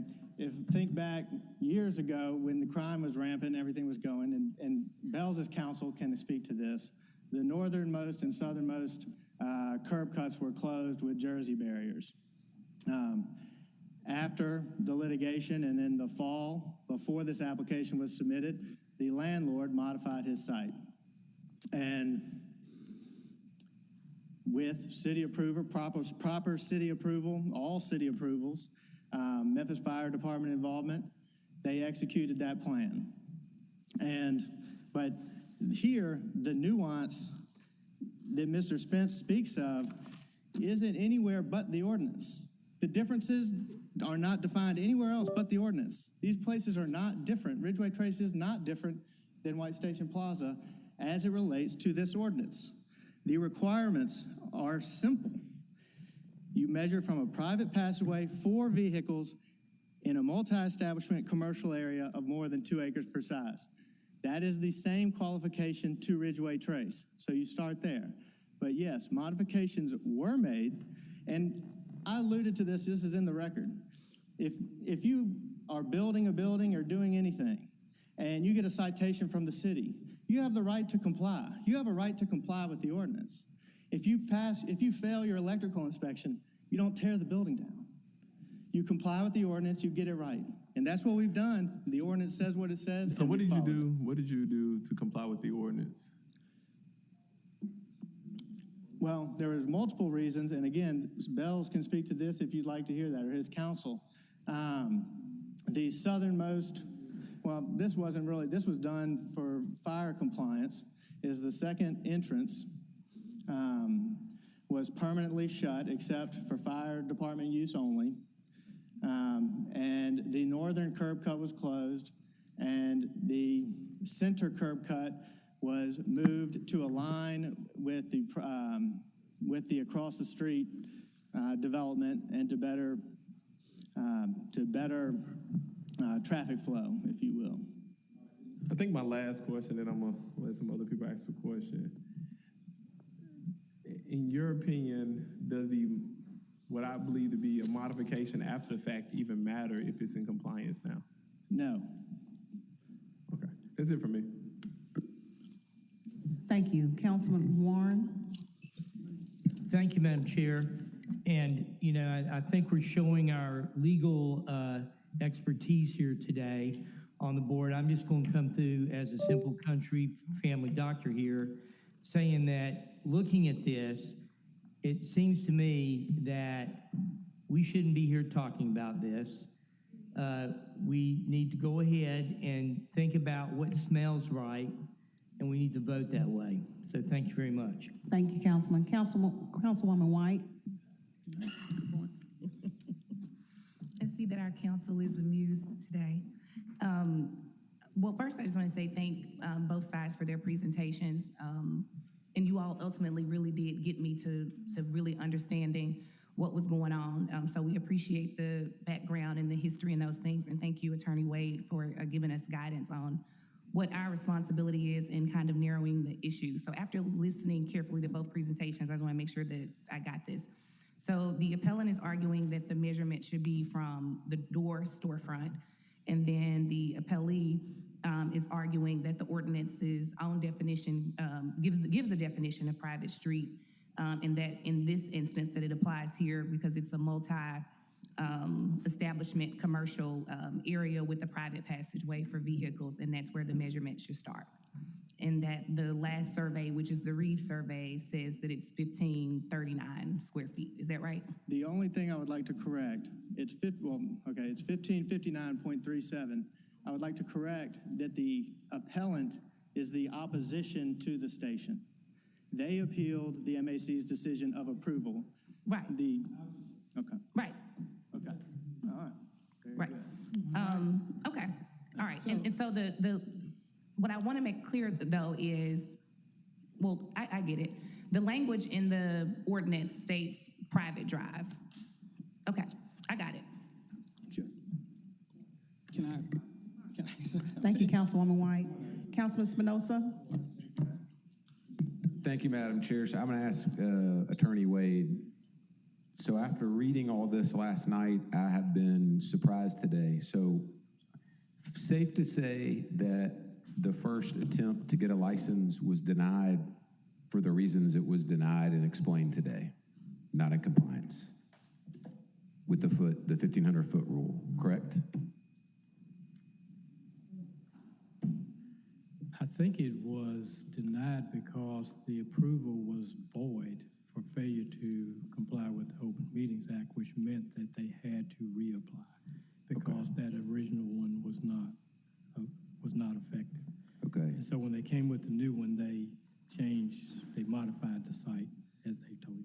And so my understanding, again, what we're voting on today is it in compliance today? Yes. And just being honest here, I thought one thing before I got here today. So what's at question is the private drive, correct? Correct. And what about this as far as the private drive goes? You go to the center line of the street, typically you would see a straight line from that center line, correct? Yes. And now we've got a swerve, and that's how we're so close to the 1,500-foot rule. He said 1,555. So what we're voting on today is the swerve line versus a straight line. That's correct. How many, do we know how many swerve lines the alcohol, I can't wait to talk about the alcohol commission at our next meeting, and then not talk about them, but. All right, so what's before you tonight is a vote to approve the appeal. If you approve the appeal, then you vote in favor of the Romulus app. Yes, it's a yes to vote. A no denies the appeal, and that is in favor of grind management. A yes means you approve the appeal, and you're against grind management. And no is do not overturn the decision. Yes. Right? Yeah. Okay. And for the record, I want to say I have relationships, very close ones on both sides of this. So I'm not voting against any individual today. I'm trying to interpret the law. So I just want to say that for the record. Dr. Warren, I was ready to call for the vote. Yes, ma'am. I just have one question. I have relationships with both, and like both, I feel the same way you do. But I think we have seen one other curved line today. That's the only other, I don't know how many alcohol has to deal with, but we did see one other besides this one. Judge Donald, did you want to say something? Yeah, just one quick thing. On behalf of Mr. Edwards, I want to thank you for this opportunity, but I do want to make this point. Under Tennessee law, because I've heard the word up here, ambiguity, if there is a perceived ambiguity in the ordinance, that ambiguity must be resolved in favor of the applicant and against the municipality. That's the law. And I've got many cases I can give you, City of Murfreesboro, Wright versus City Hall. There are a bunch of them, but I just wanted to make that point. If you perceive there is an ambiguity, then the ambiguity must be resolved against the government and in favor of the property owner. Thank you. Thank you. Judge, Councilman Smiley, you recognize? I do not want to be a judge. Can I make one final point? It's not. How long? 30 seconds. I'm not sure about brevity with you, Attorney Spence, but go ahead, and I'm going to say it, and then I think we're going to call for the question. All right. The ordinance says the center line of the public or private street, then it defines a private street as a passageway. But we're not talking about the most important language on which the liquor store fronts. So public or private street is attached to on which it fronts. There's no question in this case that this liquor store fronts on White Station. It doesn't front on a private passageway. And so when you read the ordinance as a whole, it's clear. There's no ambiguity. It's on which it fronts. All right. Councilman Smiley, we're going to wrap it up. Can I call for the question after this? Yes. All right.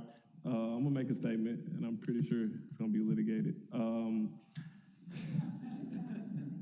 making a statement.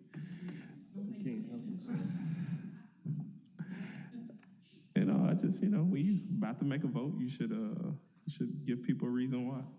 So here's my position, and I'm going to tell you how I'm going to cast my vote. I believe, after looking at the ordinance and hearing the excellent argument by both councils, so kudos to both sides. I believe that the way that Edwards addressed the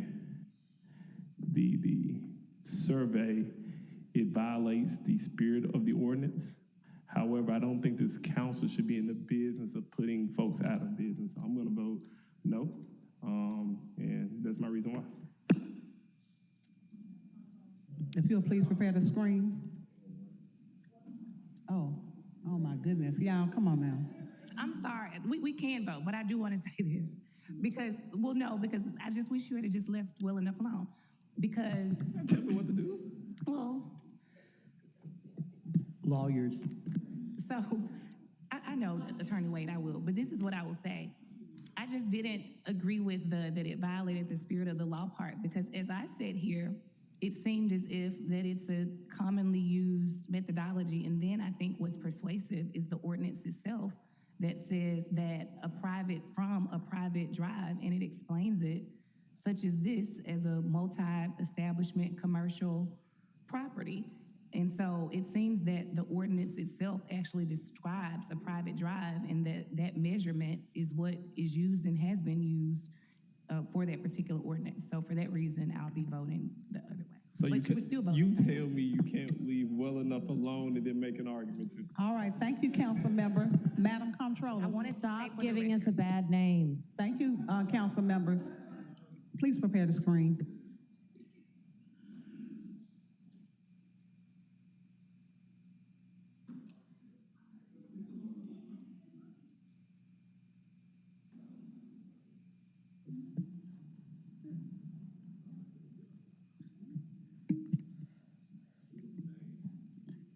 Canali, no. Easter Thomas abstained. Ford abstained. Green, no. Smiley, no. Spinoza, yes. Warren, no. White, no. Chairwoman Swearingen Washington, no. Please show Councilmember Walker as voting no on this item. Thank you, Mayor. All right, thank you.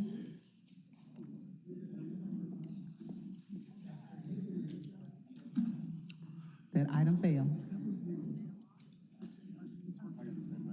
Okay, that brings us to our same night minute items. Councilman Canali, would you please read the same night minute items into record? Thank you, Madam Chair. Same night minute items are 4, 7, 16, 17, 18, 19, and 20. And with that, I move it to the floor. Thank you. It's been moved by Councilman Canali and second by Councilman Dr. Warren. Please prepare your screens for the voting.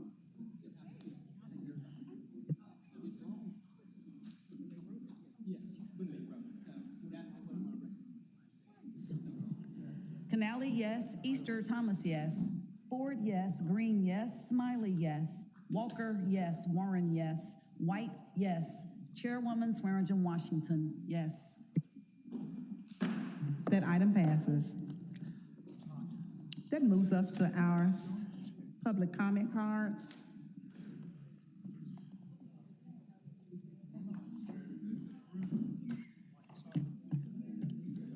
First on the agenda is Cynthia Bailey and then Lucy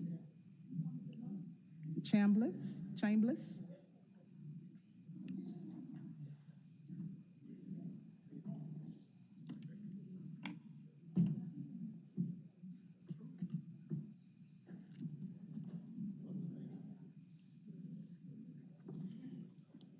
Miss Cynthia, Miss Lucy, and then Corey Travis.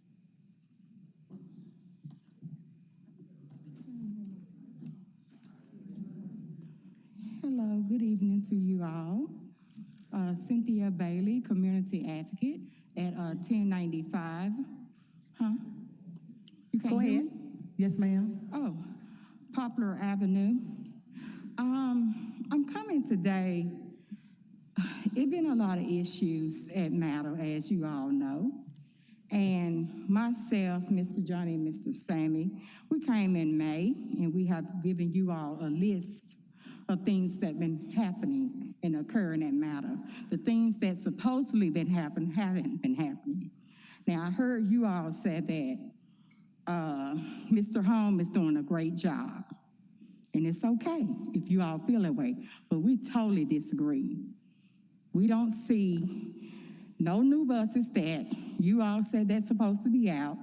I think Council Lady White was on the news or something talking about a great job that he's doing. Okay, that's fine. But when you have the community as a whole consistently and constantly come to us and complaint every day, it's not one day that I'm down there that I hear complaints consistently about the buses. Transportation matters. Just like police department matters, just like education matters, transportation matters. And it's, to me now, I'm feeling like when we come up here and say these things, it's going in one ear out the other one. Because we out here, and I promised on an oath that I'm gonna do everything in my power when I was on the board, and I'm continually doing it. But we need support. We need someone to speak up and speak out about what the citizens are coming saying to you all.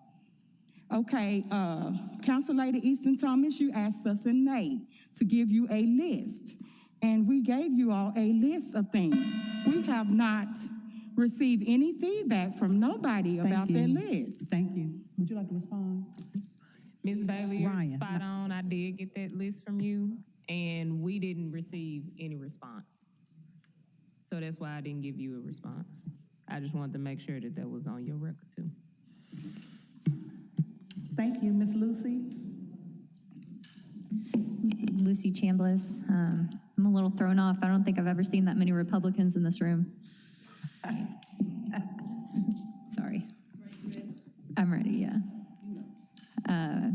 2 weeks ago, I stood before you and asked you to do something. At that time, 3 people had been killed by the Memphis Unsafe Task Force. Darren Pegram was killed by DEA agent Levi Blandon. Why was the DEA serving a warrant that didn't have anything to do with drugs, though? When Memphis police were on the scene, why did we have to have a federal task force, federal agents carrying rifles to confront a man at work? We need to understand why that happened. Jonah Neal was killed by an HSI special agent. He was suffering a mental health crisis, and his family called for crisis intervention. Why was an HSI special agent sent? We need answers on that. I stood here before you last time, just a couple of days after members of the National Guard, the United States military, gunned down 20-year-old Tyron Johnson. I asked who gave consent for the military to carry weapons and engage in law enforcement activity. Mayor Young made it sound like they'd be picking up trash, and Governor Lee said that they wouldn't be armed or engaging in law enforcement activities unless requested by local law enforcement. So who made that call? The day after I last stood here before you, Alfonso Ivy was shot and killed by DEA agents. And again, we have to ask, why was the DEA involved? At this point, 8 American citizens have been killed by these federal task force nationwide so far this year. Half of these extrajudicial killings have happened here in Memphis. And the most we've heard from this administration is that they were unfortunate incidents. I'm here asking not only for the release of a single video or answers to the questions I've posed tonight, but for full transparency and accountability to the public. Who is making these calls that is making life more difficult and less safe for Memphis? And where is our leadership? How has that seat at the table served us? And is it not time for us to remove ourselves from a table that never truly welcomed us in the first place? Thank you so much. Corey Travis, and then Wanicia Hyman. Corey Travis isn't here, okay. Wanicia Hyman, she isn't here. Claudia Hyman, Sammy Hunter.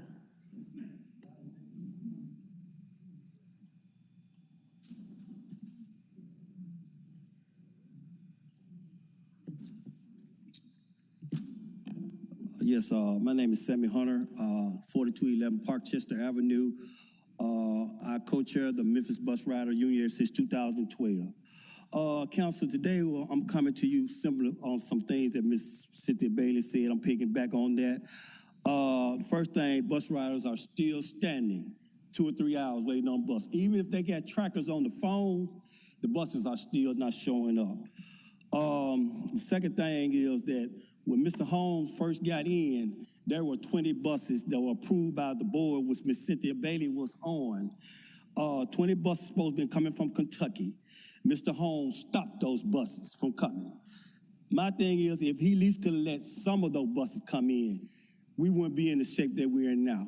They say they got a bus shortage going on. If he had let some of those buses come in, we wouldn't be going through what we're going through now with the bus riders standing out here a long period of time.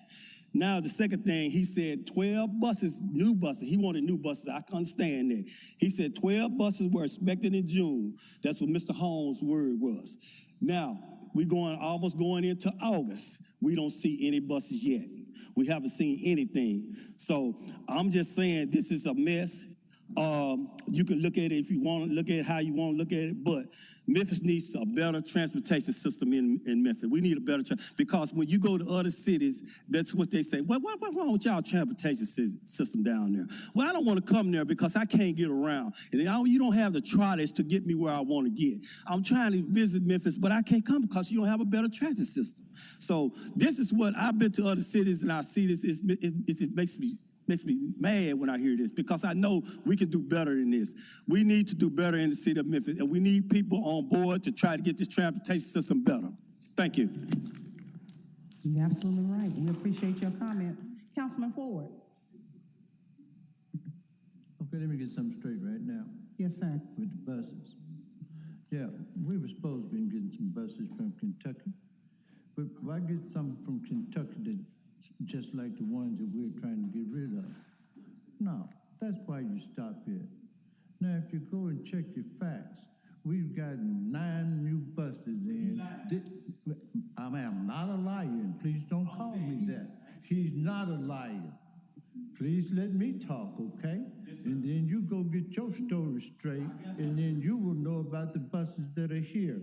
They're coming by threes. We've got 3, 6, 9. This week we should get 3 more. Will be that 12. Within the end of the year, we will have some brand new more buses.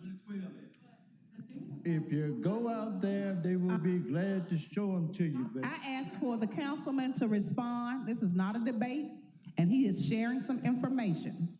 Please continue, Councilman. I appreciate it, but do not ever call me a liar because I don't lie. I don't have to lie. I'm too old to lie.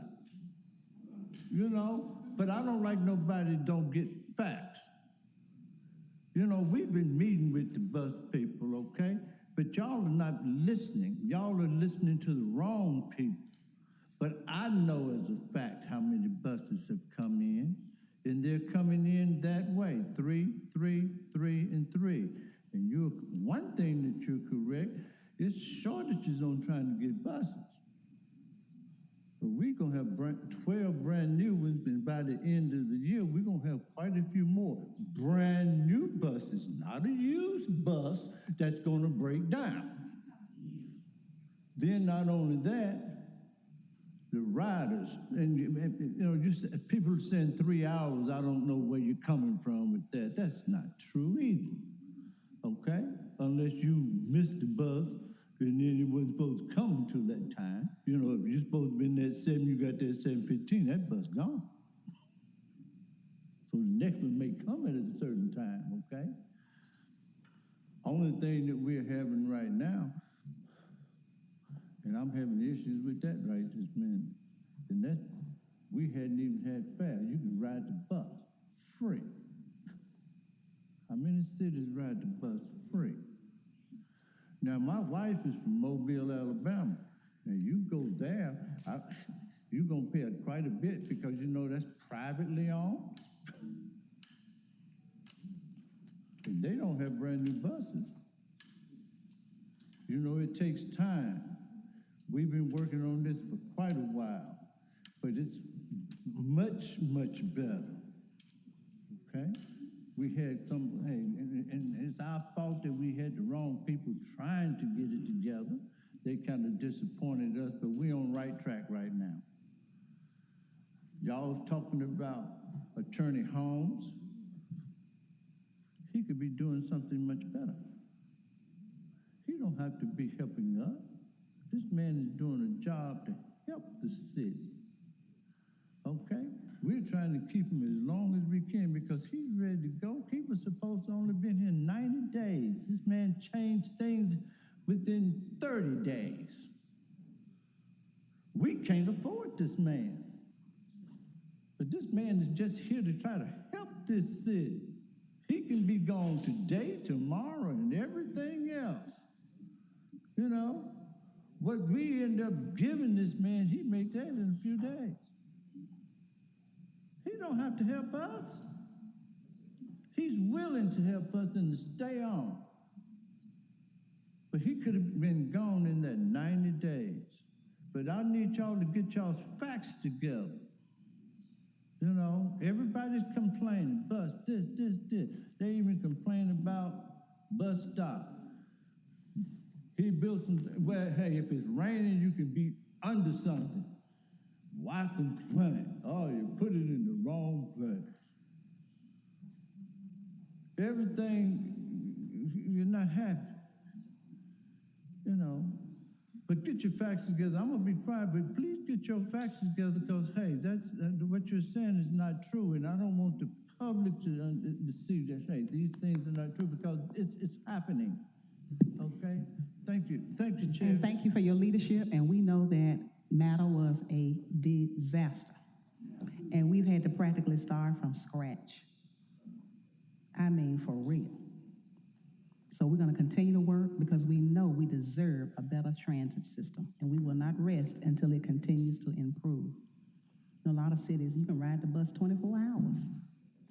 So we have a lot of work to do, but we will not rest until we continue to provide the services that you all deserve, that we deserve. Mr. Ricky Lewis and then Johnny Mosley.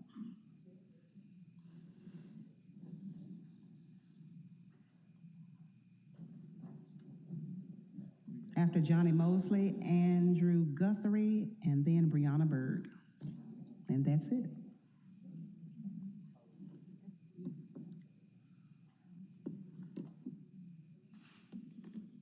Good afternoon. Good afternoon. My name is Ricky Lewis, and I am still an advocate of the ones that fired at MLGW. And that Timothy Davis been having contracts from MLGW. Sorry, He'll help you with that microphone. Just fix that for you. There you go. Yeah, Timothy Davis, VP from Light, Gas, and Water. They are really robbing the city of Memphis, Light, Gas, and Water.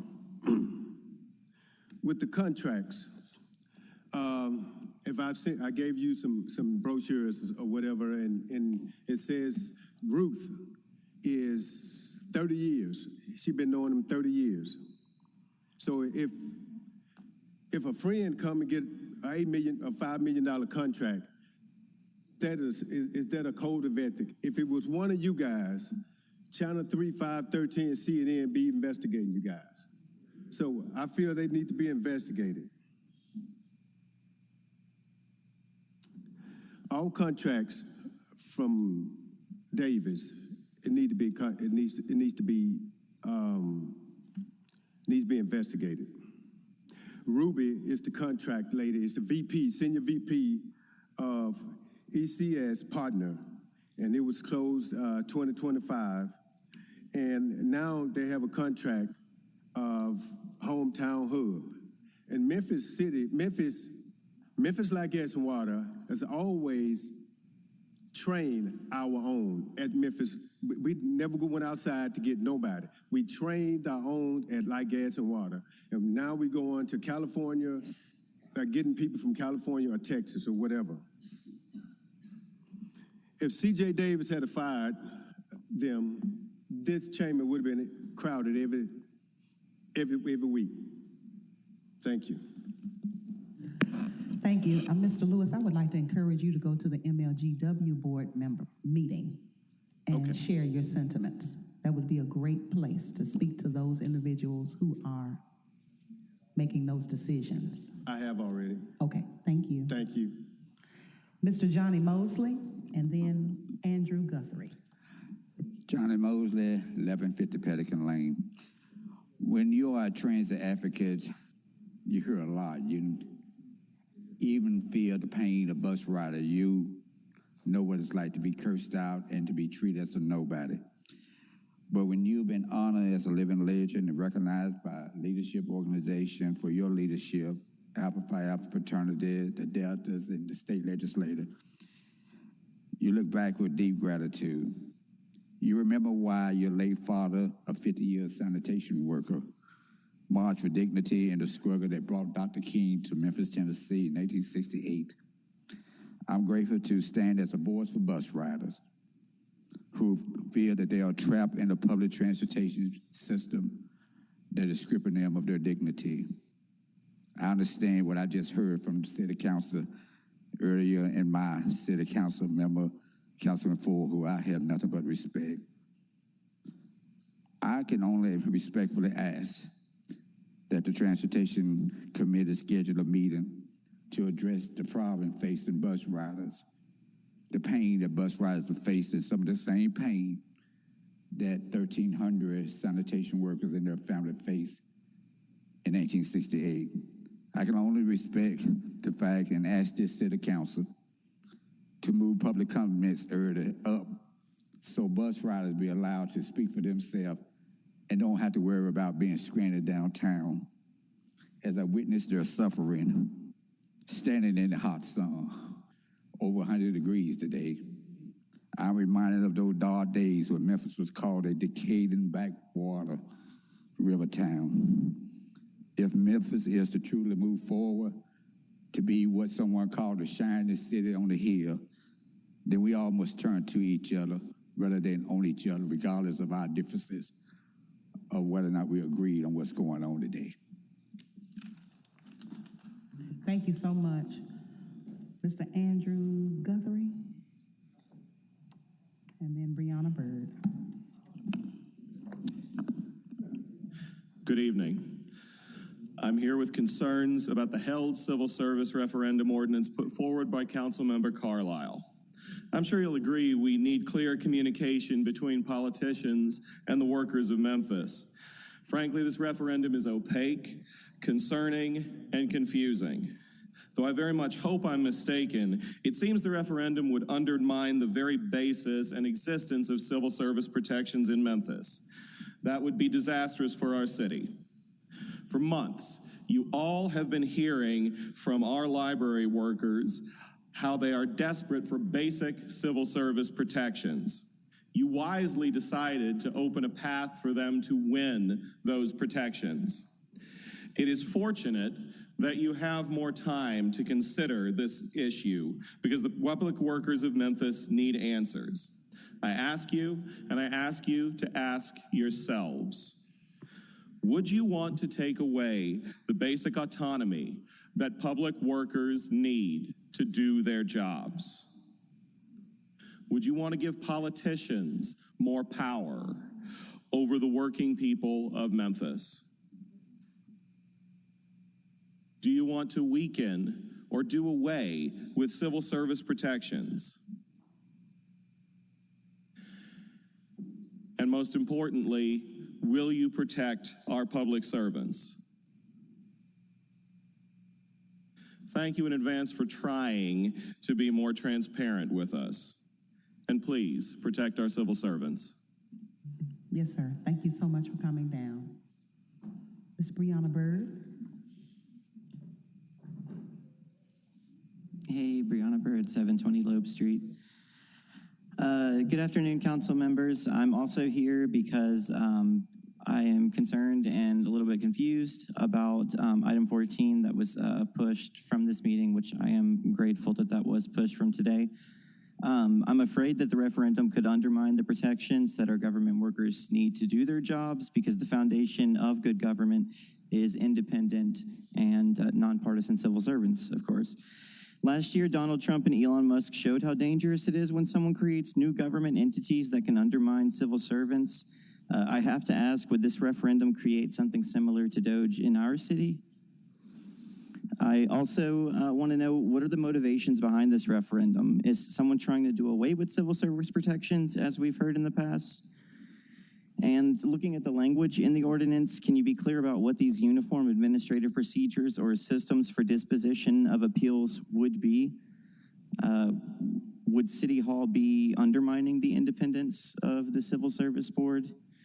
These are just some of the questions that we've got and would like some further clarification on because we're a little unsure about this. To close, please protect civil service workers, and I appreciate your time. Thanks. Thank you for coming. We held it because we wanted additional clarification as well. I appreciate that. Thank you. Thank you. All right. That was our last comment card. I will entertain a motion to adjourn. It has been moved by Councilman Ford Canale. Can I get a second? All right.